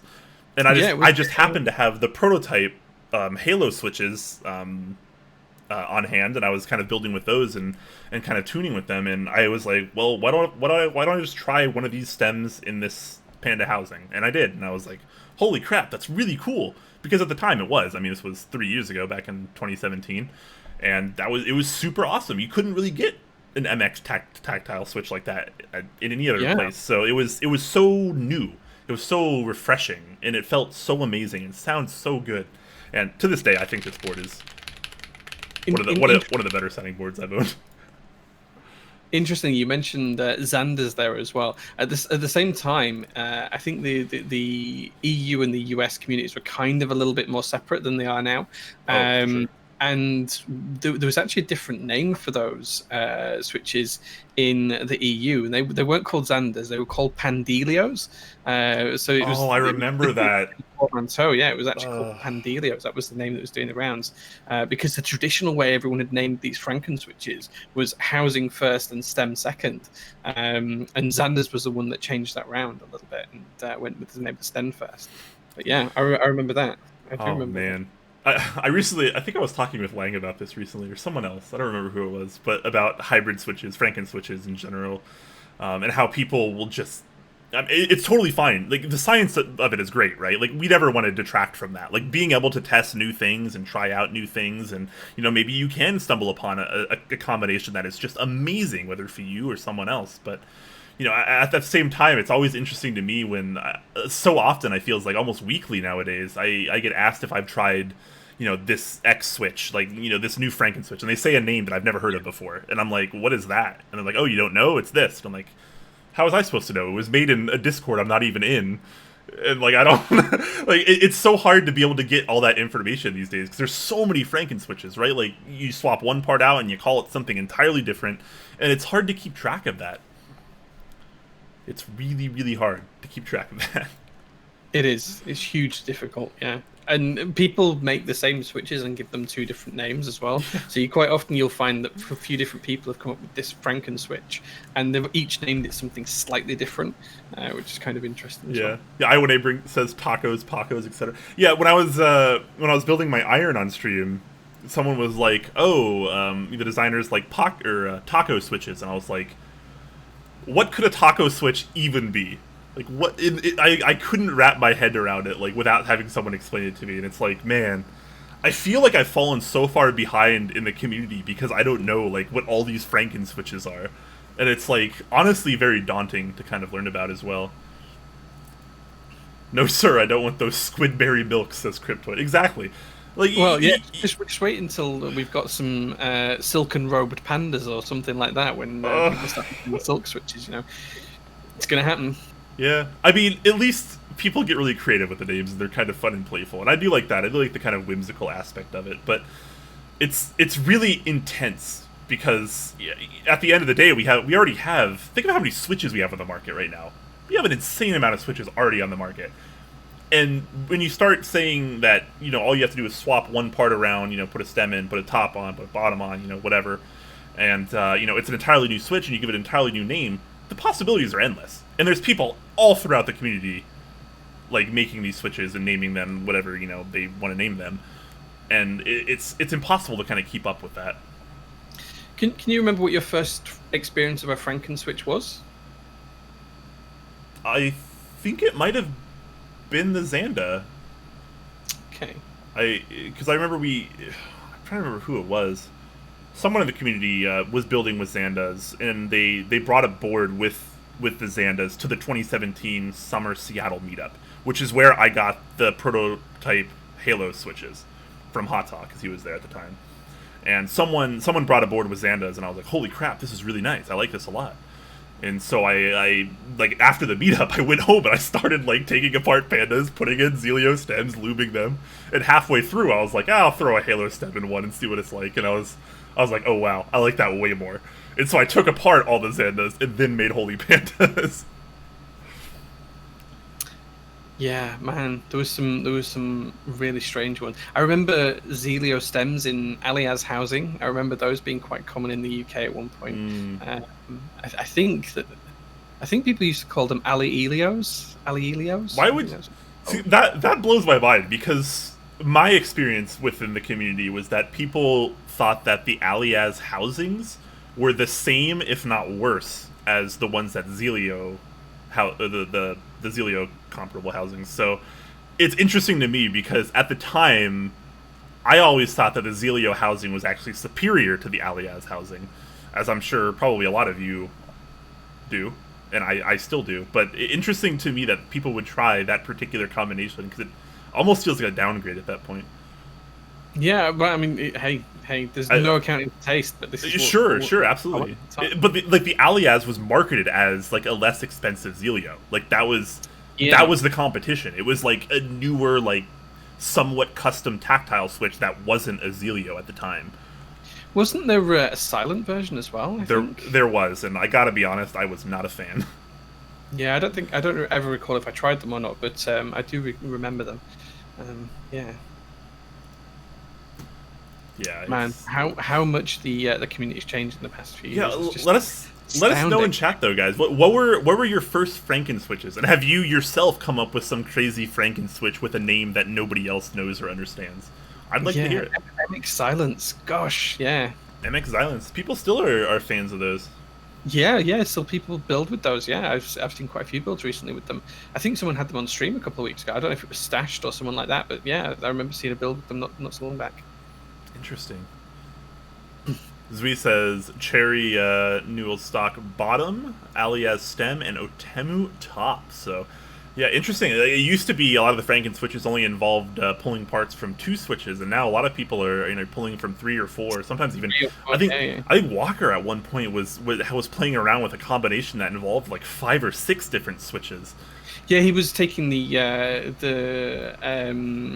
the leaves out of switches and putting them in different ones because he was convinced that the material was thicker in some, and therefore it was offering a different feel, which is crazy when you think about it. Yeah.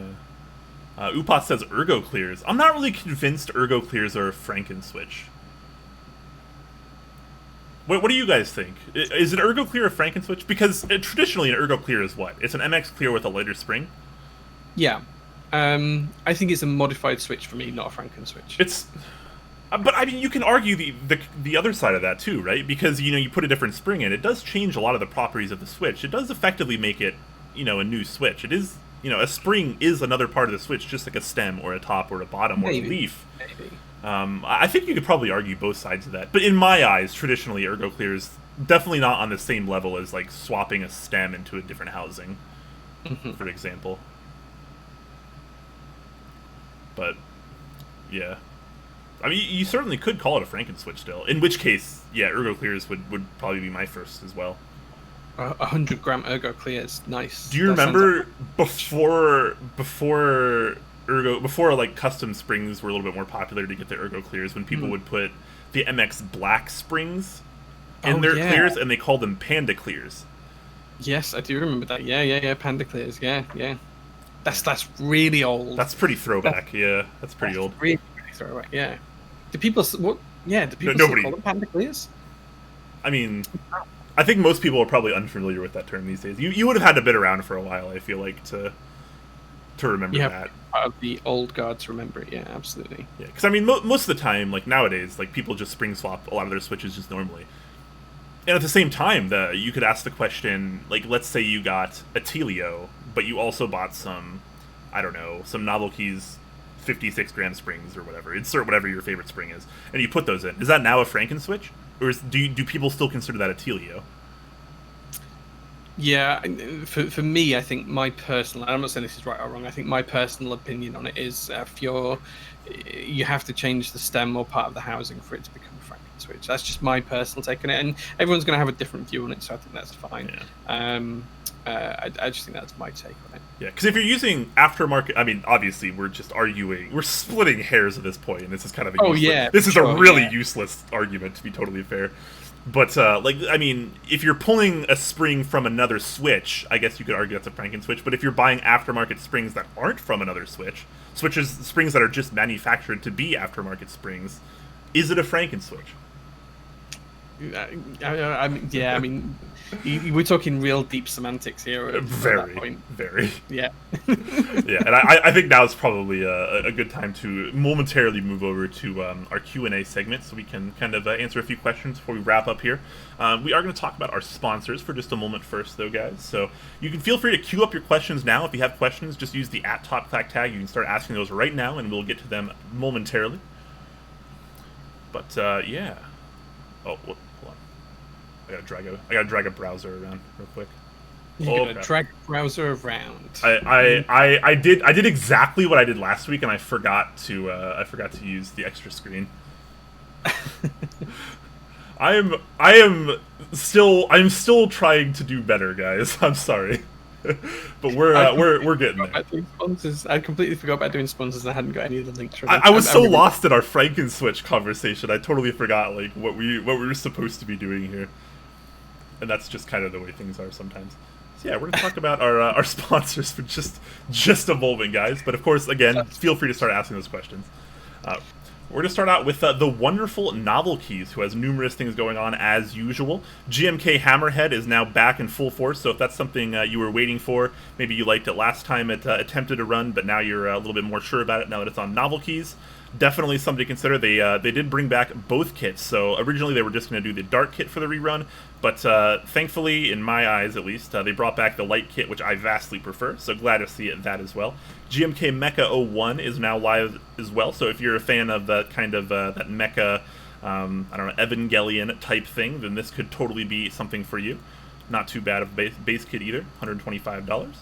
And whether you're in the market for some key sets or anything else, he's probably got you covered. He has, I don't know, about a bazillion switches in stock as usual. He's got some relatively inexpensive cherry PBT caps as well. Or maybe you're just looking for a hat or a plush, or actually, are the plushies restocked yet? Because if Gatoron's not in stock, it's almost criminal. We need more Gatoron, in fact.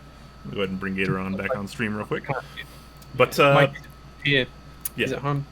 If the Gatorons or the also my preference here, the Nolives here are not in stock. Hopefully those will be restocked soon because a lot of people really enjoy those. I am being one of them. And yeah, also look forward to the new NK Silk Switch series, which I know Jade did a stream on last Sunday, I believe, and I'm going to be talking about them on stream in the next coming days as well. So those are the new switches that are have a few different varieties, a few different weights, but they come either completely dry with no lube or fully lubed, which is something we've never really seen done successfully in the community before. So look forward to those, guys. And lubed with 205 grade 0 as well, might I add. They're also going to be like really nice on the wallet too. Very inexpensive. 55 cents for a fully lubed Switch. It's hard to find that. It's crazy. Unless you do it yourself, obviously. Anyway, moving over to our second sponsor of the night is Kono.store. They've just launched the group buy for GMK Prepress, so you can join that if you want to.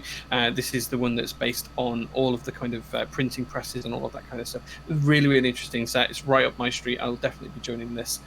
They've also got GMK Deku in group buy as well, so if you're a fan of the reference material for Deku, then that might be something you'd like to join as well. Failing that, they do have a ton of other things in available as well. They've got a ton of sets that are on pre-order, so if you've missed something like EPBT Ivory, the one that's helping to save the elephants and all of those kind of things, then you can go and you can pre-order a set. If you've missed some of the other sets like SA2600, you can go and you can pre-order a set, and that means you'll get it all when the group buy ships.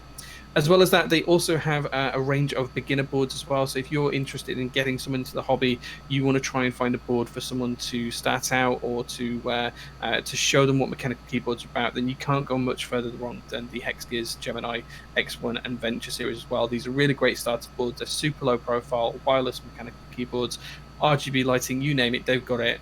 Definitely worthwhile checking out if you've got someone that's new to the hobby who wants to start a mechanical keyboard. Yeah, definitely.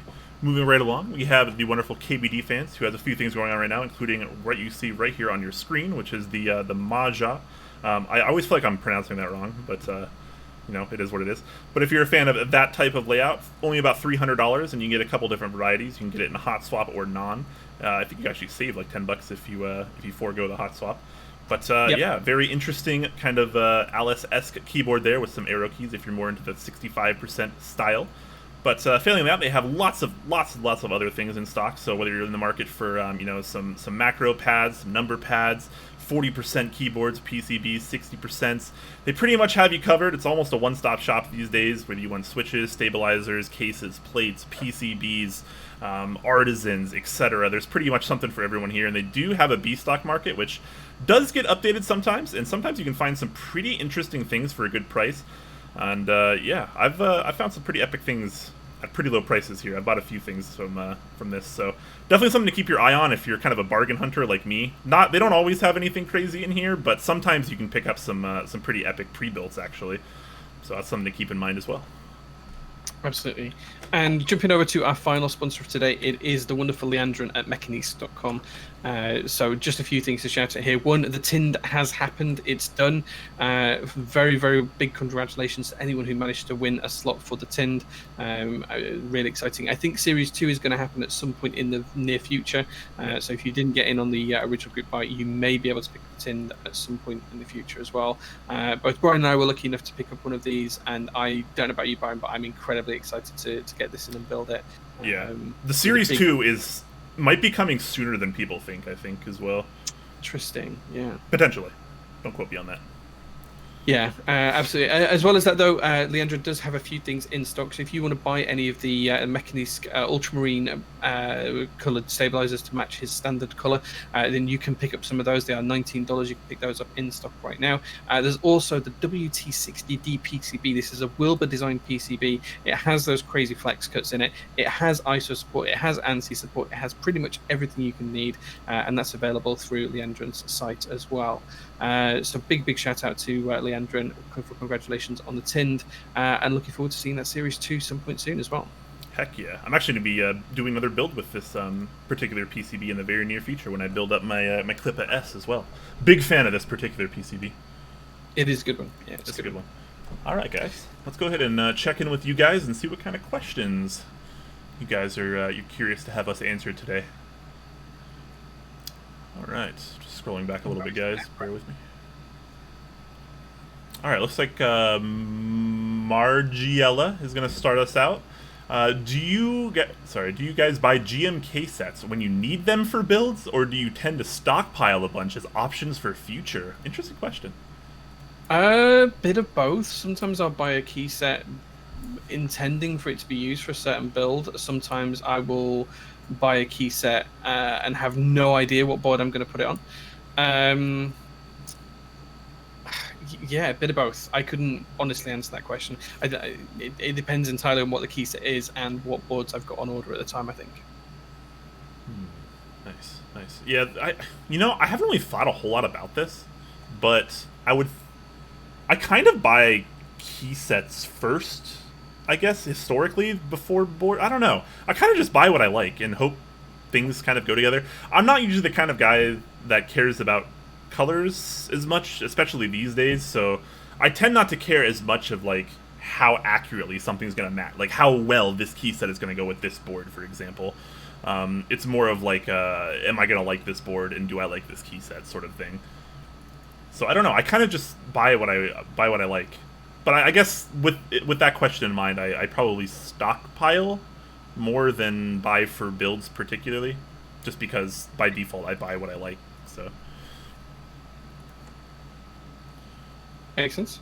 Yep. Ione is asking, how do you feel about boards like the LZ Physics or the Bear 65 by Jackie, where they call it quote-unquote unlimited and then close it once it hits a certain number of sales? Is that disingenuous to call it unlimited? I think it's not that. I think they're just, the vendors are in a position where they don't know what the demand is going to be like, so it's easy to underestimate what demand is. So they can say it's unlimited because they realistically expect 100, 200 orders. All of a sudden it hits 900 orders and they think, oh, that's not what I was expecting to be. So I think it's just a case of expectations are different to what reality is right now, and that's just going to take a little bit of time to settle down. So no one could truly do something unlimited at the size of the vendors we've got these days. Because for truly unlimited, you could get 10,000 orders, and that would take any of the vendors today months and months and months and months to get through. So I think it's just terminology. The fact that the community is growing so fast and demand's outstripping supply at the minute, and the fact that we're just growing in general. And I don't think it's people trying to be obtuse or pick wording to make it sound like it's unlimited when it's not. I think it's just a case of that this is where we are right now in terms of demand in the community. My thoughts on this are pretty cut and dry, and this could just be me playing devil's advocate, but I just wouldn't use the term unlimited for a group buy. I don't necessarily see the reason why you would have to use that term. Just run the group buy and say you don't have a sale cap, and then run it for as long as you need to run it. And let that be that. I think I don't really see the reason to say a group buy is unlimited because, as we all know, it can't be. So I don't know. I don't like that term being used for group buys, but that's just my 2 cents. Quildin is asking, how would you recommend starting a new keyboard design and group buy? I've been in the community for a year and have a totally unique idea for a board that I think could be really good. Working on prototypes now. You want to take that one, Jay? Yeah, so I'm assuming that you've learned how to use Fusion or whatever CAD program of choice is yours. You've managed to make a design. It's worthwhile sitting down with your machinist or whoever's making your prototypes once you've found a factory to understand how you can make that design easier to manufacture, making sure that you don't lose any of the design elements that you want to keep and retain, but whilst making sure that it's easy to produce and reduces cost as well. Because some things you can implement into a board, into a design, can add up prices and costs quite quickly, and some simple tweaks and changes can rectify those. So it's always worthwhile doing that. And once you've prototyped, then it's entirely up to you to do an interest check and see whether other people actually want to buy the board. If they do, you can then start to work out what the demand's likely to be. Is it going to be 50 units, 100 units? Making sure you've got the capability and available space if you want to run it yourself, or making sure you're working with a vendor that you trust. And then it's just a case of going from there and seeing how it plays out. There is a lot of complexity and logistics you need to take into consideration if you're going to run it yourself. A lot of the vendors can help you in the community with these, with those logistics and challenges these days as well. So it's worthwhile considering all of your options in that particular scenario. There's a ton more detail I could go into. It's probably not the right place, but if you need some advice, then feel free to reach out to any of the vendors, and I'm sure they'll be able to offer you some advice or help, or any of the other designers as well that you've seen go through group buy. Most people in this community are pretty open. If you reach out to another board designer, I'm sure they'll be more than happy to help you. Yeah, a lot of people are really helpful and really supportive in this community. That's just kind of a fact. And a lot of vendors, I feel like nowadays are pretty good about kind of regulating a lot of that stuff as well. So maybe you're not comfortable, running the group buy obviously or something, and you want to take it to a vendor and be like, hey, will you help me with this? And then a lot of the times they will actually help you through the process if they wind up running your board or whatever, they're interested in it. So that could be something to consider as well. Is kind of just how you plan, where you plan to run the board rather, because that could actually get you a lot of help too. Yeah, absolutely. Yeah. Dib Dubious is asking, thoughts on the Heavy Grail. Do you think the acoustics will be good? Difficult question. I've not actually managed to try a Heavy Grail. I don't know if you've tried one of the original round, Brian. The Heavy Grail is just the highest tier of the Heavy 6, right? Yeah. Is that how it works? Okay. I've tried the Heavy 6 in a couple different scenarios, but I've never tried the Heavy Grail. I tend to lean away from all steel or all brass style boards. It's just not really my cup of tea. I tend not to like the way they feel or sound, but I mean, obviously they're super cool because when you're buying a product like that, it's let's be real, a lot of it's kind of flex. It's just the way it is. So I don't know. I don't really want to comment on that. It's hard to say with Topra as well too, because Topra is kind of a different beast from the sound profile of MX, and I don't know. I've never tried it, so I don't want to comment too much on it. Yeah, I've not tried one either. Like Brian, I've tried variants of the Heavy 6, most notably at the last Seattle meetup that I attended last year, but I haven't tried a Heavy Grail, I'm afraid. Yeah, I mean, if I'm being honest, I would say the sound probably wouldn't be as good, at least for me, as compared to the more standard aluminum version, at least, which is also significantly cheaper. With that said, I think the Heavy 6 is a cool board, but I'm not really as interested in that as much as I am with the Norba Forces personally. Yeah, that's fair. You Like It is asking, both of you won the raffle for Tinned? Yes. We did, yes. We did, yeah. Actually, I saw a few people in the Top Clack server got the win, as well as a couple people got the redraw as well, so always kind of cool to see people around the TC server winning that kind of stuff. Yeah, it was absolutely cool. Chuletes is asking, what is your take on design language coming from what are your takes? Sorry, rather, on the design languages coming from Asia, particular Matrix with Noah/OG. Oh man, Matrix is changing things up right now. As a lab as a whole, the company's doing some really cool stuff. Like, I'm a huge fan of the looks of some of the Matrix boards. I've literally just bought 2 in the past couple of months because I genuinely think they've got some really cool, crazy stuff going on. I think there's a lot of the design language that's difficult for the Western community to understand and accept right now, because it's just too different to what we've used with the different affectations and badges and logos and, you know, the whole tools and toys thing that's on the Noah 65. I know there's an option to not have that on the current group buy, but I think it's just really different to what we're used to, and I think it will see a lot of. I think it'll prompt a lot of change within the Western communities and how we design boards. And I think one of the big things they have been knocking out of the park is the color combinations that they offer. They do so many different colors. You know, most boards these days, and I'll admit I'm a proponent of this as well, do black, a dark blue, an e-white, you know, those kind of colors, just standardized colors. You look at a lot of the Matrix boards and you've got things like coral pink, and you've got like really bright purples and greens and golds and blacks all mixed in together on the same board. The Noah that I built last week, it had a coral coloured top case, it had a black coloured base, and then it had gold and teal accents all over it, you know, as well as like a sand coloured piece as well. So loads of different colours that I would not have chosen to put together on a board, but you know what, it worked, and I really enjoyed I enjoy the look of the board. I don't enjoy the sound of it, but I really enjoy the look of it. So, you know, I think it's going to invoke a bit of a sea change across how we design stuff in the community. I think things are changing quite quickly.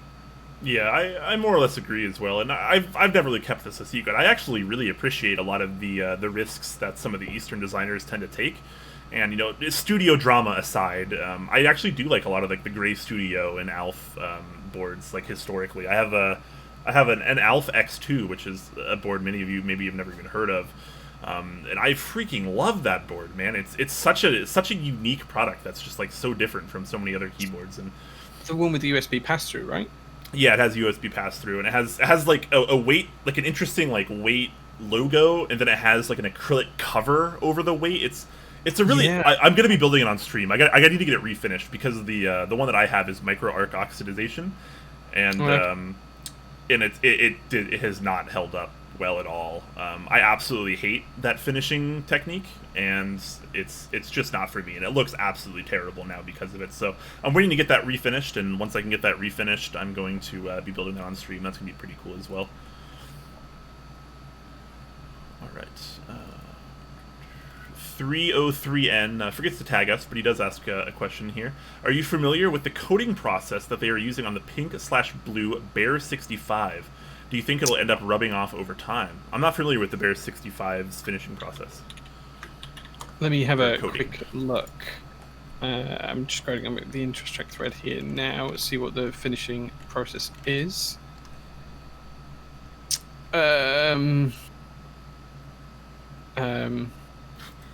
The first thing I pull up is the Mech Market interest check, and the post has been deleted. that's not usually a good start, right? Oh, it doesn't say what it says. It's new coating, baby blue, pink, and E-white. Okay, so that leads me to suggest that all three are actually E colors, as in electrophoresis. Electrophoresis is actually a really tough kind of coating, but it's a little bit different to what we've seen with anodization or Cerakote. It's probably more akin to powder coating than it is to anything else, and even that's a really bad analogy for what it actually is. But it's much more of an even coverage, and it doesn't have some of the problems anodization does with the amount of dye that gets taken into the metal. So it's a little bit different. But a lot of people really like the E coatings. This is E-white. This board here is E-white. This isn't an E coating on this particular piece here. I've got a few boards in different E colors, and do you know what, it stacks up. It's not a bad option. Yeah, I haven't really had any trouble with any of my E coating boards. I've always been fairly happy with them. So I don't know. I would say as long as their E coater is doing a good job of it, then it should be totally fine. Yeah. But with that said, obviously there can be variants from manufacturer and shop to shop, etc. Absolutely, yeah. Assuming that the pink and blue are e-coating as well. I mean, it didn't say in the intercheck thread that I've looked at. I don't know if there's a group buy thread. Oh, there is. I'll have another look through the group buy thread and just see if anything crops up in there.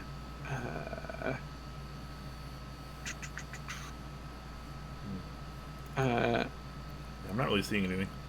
Okay, so it says e-white, anodizing black, anodizing silver, coating blue or pink. So it doesn't actually say what it is particularly, but I haven't really looked through the thread. I'm literally glancing at it now. I'm going to assume it's electrophoresis, which is pretty good. Yeah, hopefully they can maybe clarify that a little bit better in the thread. Perhaps it is. It might already be clarified, and we're just not able to. You like it as saying they said the baby blue and pink is not e-coating. Oh, okay. In that case, I don't know what it is. Without knowing what the process is, I wouldn't want to comment on it. Yeah, I'm scrolling through the thread now, but I'm not sure what kind of coating it is. They say it's a new coating, skin-like coating. Skin-like coat? That's kind of pretty much all they say about it. It'll be matte instead of glossy. It'll be smooth like skin when you touch it. I don't know. This is... I am not an expert in finishes on metals and other materials, so I don't want to comment too much on this either until we get maybe some more information. Do they actually, like, say what the process is called, or do they just explain it briefly, slightly? Yeah, I'd need to know what the process is to be able to comment on it, I think. Yeah, I have no further comment on it right now. Anyways, back to the questions here. I1A is bringing us back to one of the discussions we were having earlier. He says, going back to the discussion on flipping and something Starstone brought up, what do you think of the seeming resurgence of private group buys to combat the flipper market who buy out limited quantity boards just to flip? Also, are private group buys healthy for the community, or do they create an elite tier that excludes new people in the hobby? That's a deep question. Yeah, it's got barbs on it as this question. I don't think there's anything wrong with doing private group buys for two reasons. One, you can use it as an extended prototyping round, which gives you an opportunity to understand what the pros and cons of your board are, if there's any problems, get feedback from other people, not just your own feedback, so you get some independent feedback based on how the board is, and then you can make a decision whether or not you want to take it to group buy or not. The second point as well is it depends entirely on what your vision for the board is. A lot of people will design boards and they don't want to take it to group buy, they just want it for themselves. They've designed a board, they want a one-off that's just for them, and that's absolutely fine. And if 2 or 3 of their friends want one as well, hey, that's entirely up to them. That's how you get a cheaper price. Yeah. I run 5 or 10 units instead of 1. Sorry, go on, Brian.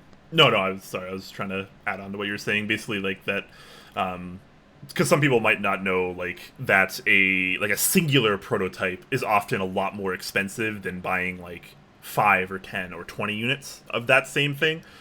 So that's a lot. I think that's a lot of the reason, like when you brought up that some people just want like a board that they designed and like they want to run it, but like they don't have the thousands of dollars potentially to just make the one-off prototype or whatever. So instead they'll open it up to 5 or 10 people or their friends or whatever, and that way everyone can kind of chip in and they get a much lower price per unit. So that's a lot of the times at least historically a lot of times that's why that used to happen. But nowadays I think it's kind of moved over to just being like private group buys are okay, and that's fine. And if you want to run a keyboard for your friends or your Discord server or whatever, and I think that's totally fine. And I gotta be honest, years ago I was kind of against this because I was a less mature and more selfish person, and I thought that like it sucks that I can't get in all these private group buys because these are boards that I do want and I otherwise would be buying if I had access to them. And it's like, well, crap, like now I can't get one because like I'm not, friends with this person, or like I'm not cool enough to be like in this clique, or whatever, like whatever the reasoning is. But like nowadays I feel like it's totally fine, and it's almost, we almost have to kind of do that in our hobby just because of how split it is right now. The split being kind of for better or worse is something we talked about in the last episode as well. It's just the kind of the segregation of the community. you almost have to, right? Because you kind of have your own mini community within the community, whether you hang out in like, you know, the Teha types Discord, or you know, this designer's Discord, or this, you know, this vendor's Discord, or the Clack Discord, or whatever. Like wherever you hang out with, like you probably have some people that you spend a lot more time hanging out with, some people you spend a lot more time talking with, etc. So. You know, in that sense, I think it's totally fine, right? Because you can't just make every board, you know, open to the entire public, especially right now, because so many people don't have the resources and to be able to do like a 100 board group buy, or a 500 board group buy, or a 1,000 board group buy. You know, you really need like an established vendor that knows their shit to be able to pull stuff like that off most of the time. Yeah, I think the devil's advocate side of this question is really, should every group buy be open to everyone to try and enter? And I think that's absolutely not the case. No one has the right to own every single board, or any board that's produced necessarily. You know, just because someone's designed something doesn't mean that anyone has the right or the kind of they shouldn't be able to demand that they're able to get one just because someone's designed something. You know, it's entirely up to the designer how they want to distribute that, or even if they want to distribute that product. You know, it's all in their hands, and that should be respected. So I don't think they're unhealthy for the community. They might create an elite tier for that particular board. It might exclude certain people from that particular board, but hey, you know, that happens with almost everything. You know, not everyone can buy every car. There's certain cars that go on sale that only certain people get invited to buy. You know, you look at the latest Ferrari, for example, or whatever. You know, there's only certain people that are invited to buy them. Not everyone has the opportunity to buy one, and I don't think that we should be in a position where every group buy needs to be able to be open to any participant. I think it's absolutely fine to do something small scale and low key, and do it to your vision more importantly than anything else. Yeah, I think I am the farthest thing from a designer. Obviously, you guys know that, but I think if I were a designer, I would absolutely just do the things that I wanted to do. And if other people wanted to come along for the ride, awesome. Just like Clack, for example. Like, we just want to do the things that we want to do. And if people want to come along for the ride, freaking awesome. And if you don't, that's fine too. Like, you know, you gotta make your own decisions, obviously. So I think the design is sort of like that as well. Waffle Donkey brings up a great question. He says, "Are gasket mounts just a gimmick?" So that's kind of an interesting topic now too, because, you know, a couple years ago gasket mounts had been around, but like we didn't really see very much of it at all. It's kind of more of a newer thing, I guess, in the grand scheme of things. And you know, now so many boards have some kind of gasket or gasket-like system. And I would say it's absolutely not a gimmick. I think there are absolutely benefits to be had, depending on, you know, what kind of mount you're using, the rest of the design of the board, the plate material, the switches. You know, there's a lot of variables that go into it, just like everything for feel and sound in a keyboard. And I think gasket mounting and mounting solutions in general are just another piece of the puzzle. Yeah, absolutely agree. I think the gaskets have significant benefits. I don't think that I want to say that gasket is the best mounting system, because I think there's absolutely space in this community for all of the different mounting systems we have, whether it be top, tray, or otherwise. Everyone's going to have their preference. Some people like a thermotyping feel, some like a softer. Gaskets can be tailored to either end of that spectrum, and I think it, you know, I don't think it's a fad. I don't think it's you know, a flash in the pan. I don't think it's something that's going to disappear. I think it's just an absolutely, you know, perfectly fine method of designing a keyboard if that's what you want to do. Yeah, absolutely. Cryptoid says Brian 01 win. You're probably not going to get a board designed by me, and if I do, it's you guys probably won't like it. Let's be real. Waffle Donkey is bringing up another good point here. Says, "I barely noticed the difference between my gasket board versus non-gasket. It's all about the plate." And there's a point I want to bring up here, because if you're comparing, okay, let me just start from the beginning here. I think when people compare boards side by side, they don't take into account how different the boards can be just based on things like the design of the board. So let's say you take a gasket mount board like the Iron 165 gasket mount board. People would say that's a gasket mount board, right? Like that's not really an argument. And then you take another board. I'll take, you know, my X60 here, for example. This is not a gasket board. This is a top mount board. But my Iron 165 is a gasket mount board. even if I'm using the same plate material and the same switches, the same keycaps, the boards are still going to sound very different. Like, that's just the way it is. Yeah. Just based on strictly design, they're going to sound different. That's just kind of the way it works. So I'm not trying to pick on you or anyone else, obviously, but, like, I dislike when people compare switches or, like, plate materials or, like, other variables that only affect a piece of the puzzle when, like, the design of the board is also just as important. And that's another reason I get really agitated when people are like, Telios sound bad, or, you know, this sounds bad, or whatever, like, this feels bad, because, like, you can't make a blanket statement like that without trying, you know, that variable in every scenario, basically, because, you know, Telios are going to sound wildly different based on what board you put them in. Wildly different. Yeah. Sometimes they're going to sound bad. Sometimes they're going to sound good. What room you're in, and you know, how many deathmatch you've got, and everything else. How you've lubed them. Yeah. How thick is your desk? What is your desk made of? How many desk mats are you using? How are the acoustics in your room? Like, there's just so many variables that go into it. I think people don't really think about. And it's kind of unfortunate that people just make blanket statements like, this sucks or this is bad, just because they don't like it in the one scenario they tried it in. Absolutely. Okay, yeah. Just a big shout out to Existentially Yours. Thank you very much for the raid, and thank you to everyone who's come along with him. I think there was 21 of you, so thank you very much. I was going to cover this at the end of the show as well, but whilst Existentially is here and his audience has joined us as well, I just want to say that Existentially Yours is doing a charity stream on the 17th. I think I've retweeted it on the Top Clack Insta account, I think. If not, I will be doing that later on today. So definitely go check that out. There's going to be some giveaways that are being sponsored by Novel Keys. It's all for charity. It's a whole big thing. Definitely go check that out. Existentially Yours, if you're watching, please do drop links and stuff here, because you know, I'm sure people would love to see them. I had planned on doing it right at the end of the stream, so I'm a little bit unprepared for it right now because we're not quite at the end. But please do drop any links or anything else that you want to, and guys, do definitely check it out because it's all for a great cause. Yeah, actually, I remember he posted in the self promo channel in our Discord, but we'll probably repost that in announcements as well once it gets a little bit closer to the time. Mineral in chat says today is the 17th, so it's for me as well. Yeah, it's for me. Yeah, but Existentially Yours is in the U.S. if I'm not mistaken, so I think it's still the 16th for us, or at least for me, because I'm on the West Coast. But you know. Well, I guess it's only 11 on the East Coast anyway, so it's still the 16th in the U.S.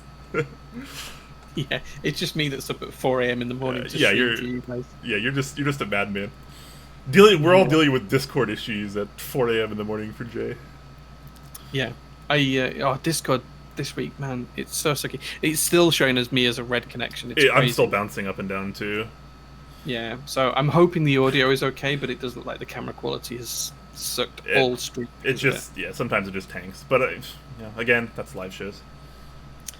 It is what it is. All right, we're actually caught up on questions as well, so that's pretty good timing. Pretty good timing. Audio has been fine. Okay, cool. I actually I'm not sure how the audio has been, but no one's really been complaining about it, so I think we're on track. Thankfully, we were able to do this today because it was looking pretty grim earlier on in the stream. Yeah, it started off all right, and then it just went all to hell. 20 minutes in, half an hour in, and it's never really improved, sadly. But I do apologise for looking all pixelated. There's not much I can do about it. Hopefully, Discord will be better behaved next week. I will double check my setup here, but I'm pretty sure it's not network related, and it's not my internet connection. It's Discord. It's absolutely sure. By this point, it's absolutely Discord. I think we can be sure of that. With that said, we are done with our Q&A, so I think now's probably a pretty good time to wrap up. We did go a little over what we were hoping to our time frame to be, but that happens when we have issues at the beginning, I guess. Yeah, we need to decide who we're going to raid in return as well. Oh, yes! Thank you for bringing that up. Let's see who's online right now. Yeah, I feel bad because we just got raided as well, but got raided at the end of the stream. Hey, that's fine. It's fine as long as we return the favor. Oh my god, there's like 8. There's so many keyboard streamers on right now. 1, 2, 3, 4, 5, 6, 7. I see 8 keyboard streamers, and that's just who I'm following. Oh gosh, who do we raid? We got Minterly, we have Pudsey, Max, we have Mech Merlin. We did Merlin a couple of weeks ago. Maybe we did should do last Mentally. time. We'll do Mentally this week? Alright, we'll try to mix it up. We'll try to do someone different every single week, when applicable, obviously. So, Raid Lang. Lang's not doing keyboard stuff, though. He's playing a game. He's playing a shooty game. Yeah, let's do Mentally. We'll go with Mentally. I think she just went live as well. So we'll go with that. I'll set that up real quick. So yeah, guys, I hope you guys enjoyed this episode. I know it was kind of a mess this week as well, due to some unintentional stuff. But hey, that's just the way things go. But hopefully you guys enjoyed it as much as we did, or as much as we could with all the issues. But hey, well, there's definitely going to be another stream next week, of course. Actually, I'm going to be... Next week might be a little weird, because I'm moving throughout next week, so depending on where I am and what kind of internet I have, that's going to be probably determined on what time or day the stream next week is, guys. So just try to bear with me. The rest of my July is going to be pretty freaking busy, so we'll just try to take it as it comes. But once I get settled in, things will be a lot more stable and consistent for me and us, so definitely look forward to that if you're a fan. Yeah, and definitely come and join us on Sunday, because I'll be building the JO1 Revision 1. The Instruct's about to go live in a couple of days, and I'll be building the prototype of the board as well. So that's going to happen on Sunday, standard time, 8 p.m. UK, 3 p.m. EST, noon PST. I'm looking forward to that build. It's going to be really good, and it'll be my first build stream from the new office as well. So you get to see all of my new desk setup that you can't quite see at the minute. Nice. And as far as build streams go, I'm actually probably going to do one tomorrow. I'm going to try to do one tomorrow. So look forward to that if you're a fan. It's either going to be an Iron 165 FE with some nice tactile switches, or it's going to be a Clippa S with some of the new Novel Keys Silk switches. So either way, both those streams are coming up very soon. It's just a matter of which day I do them on. But I'm going to try to do a build stream tomorrow if I have time. That's the plan, at least. Also, someone just told me that Minterly is streaming a game too. We should probably rate a keyboard streamer, right? Yeah, okay. Let's rate someone with keyboards then. Yeah. Trying to see who's doing keyboard stuff. Not that we don't necessarily like people when they don't do keyboard stuff or anything, but it would be nice to kind of keep the keyboard flow going. Hugo. Right? He's doing a Fiel build stream. Wow, interesting. Yeah. Okay, we'll go with Hugo then. I don't think we've rated Hugo before. We'll go with Hugo. All right, guys. So we're gonna go over there, and in true Top Clack fashion, we're gonna say some nice things to him. We're gonna say how awesome he looks today, or how great his build is going. Hopefully it's going well. Yeah. It's very nice things to him. Yeah, try to be wholesome. Spread a little positivity in these freaking wild times where sometimes it's very difficult to find some of the positivity and wholesomeness. So let's try to spread that around. All right, guys. All right. With that said, I hope you guys enjoyed the stream today, and despite the issues, we moved right along. And look forward to the stream tomorrow, hopefully. And if not, check out Jay on Sunday, and we'll be back next week. Hopefully, same time, same place. Yeah, my camera's frozen, but I am waving at you guys. Oh, that's fine. It's fine. We're ending the stream. Your setup can die right now. It's not a big deal. All right, I'm queuing up the raid, guys. Get ready to go over there and say something nice. Cheers now, guys. Yeah. Good night, everyone. Stay hydrated as well. Very important. All right. Come on. Raid. Here we go.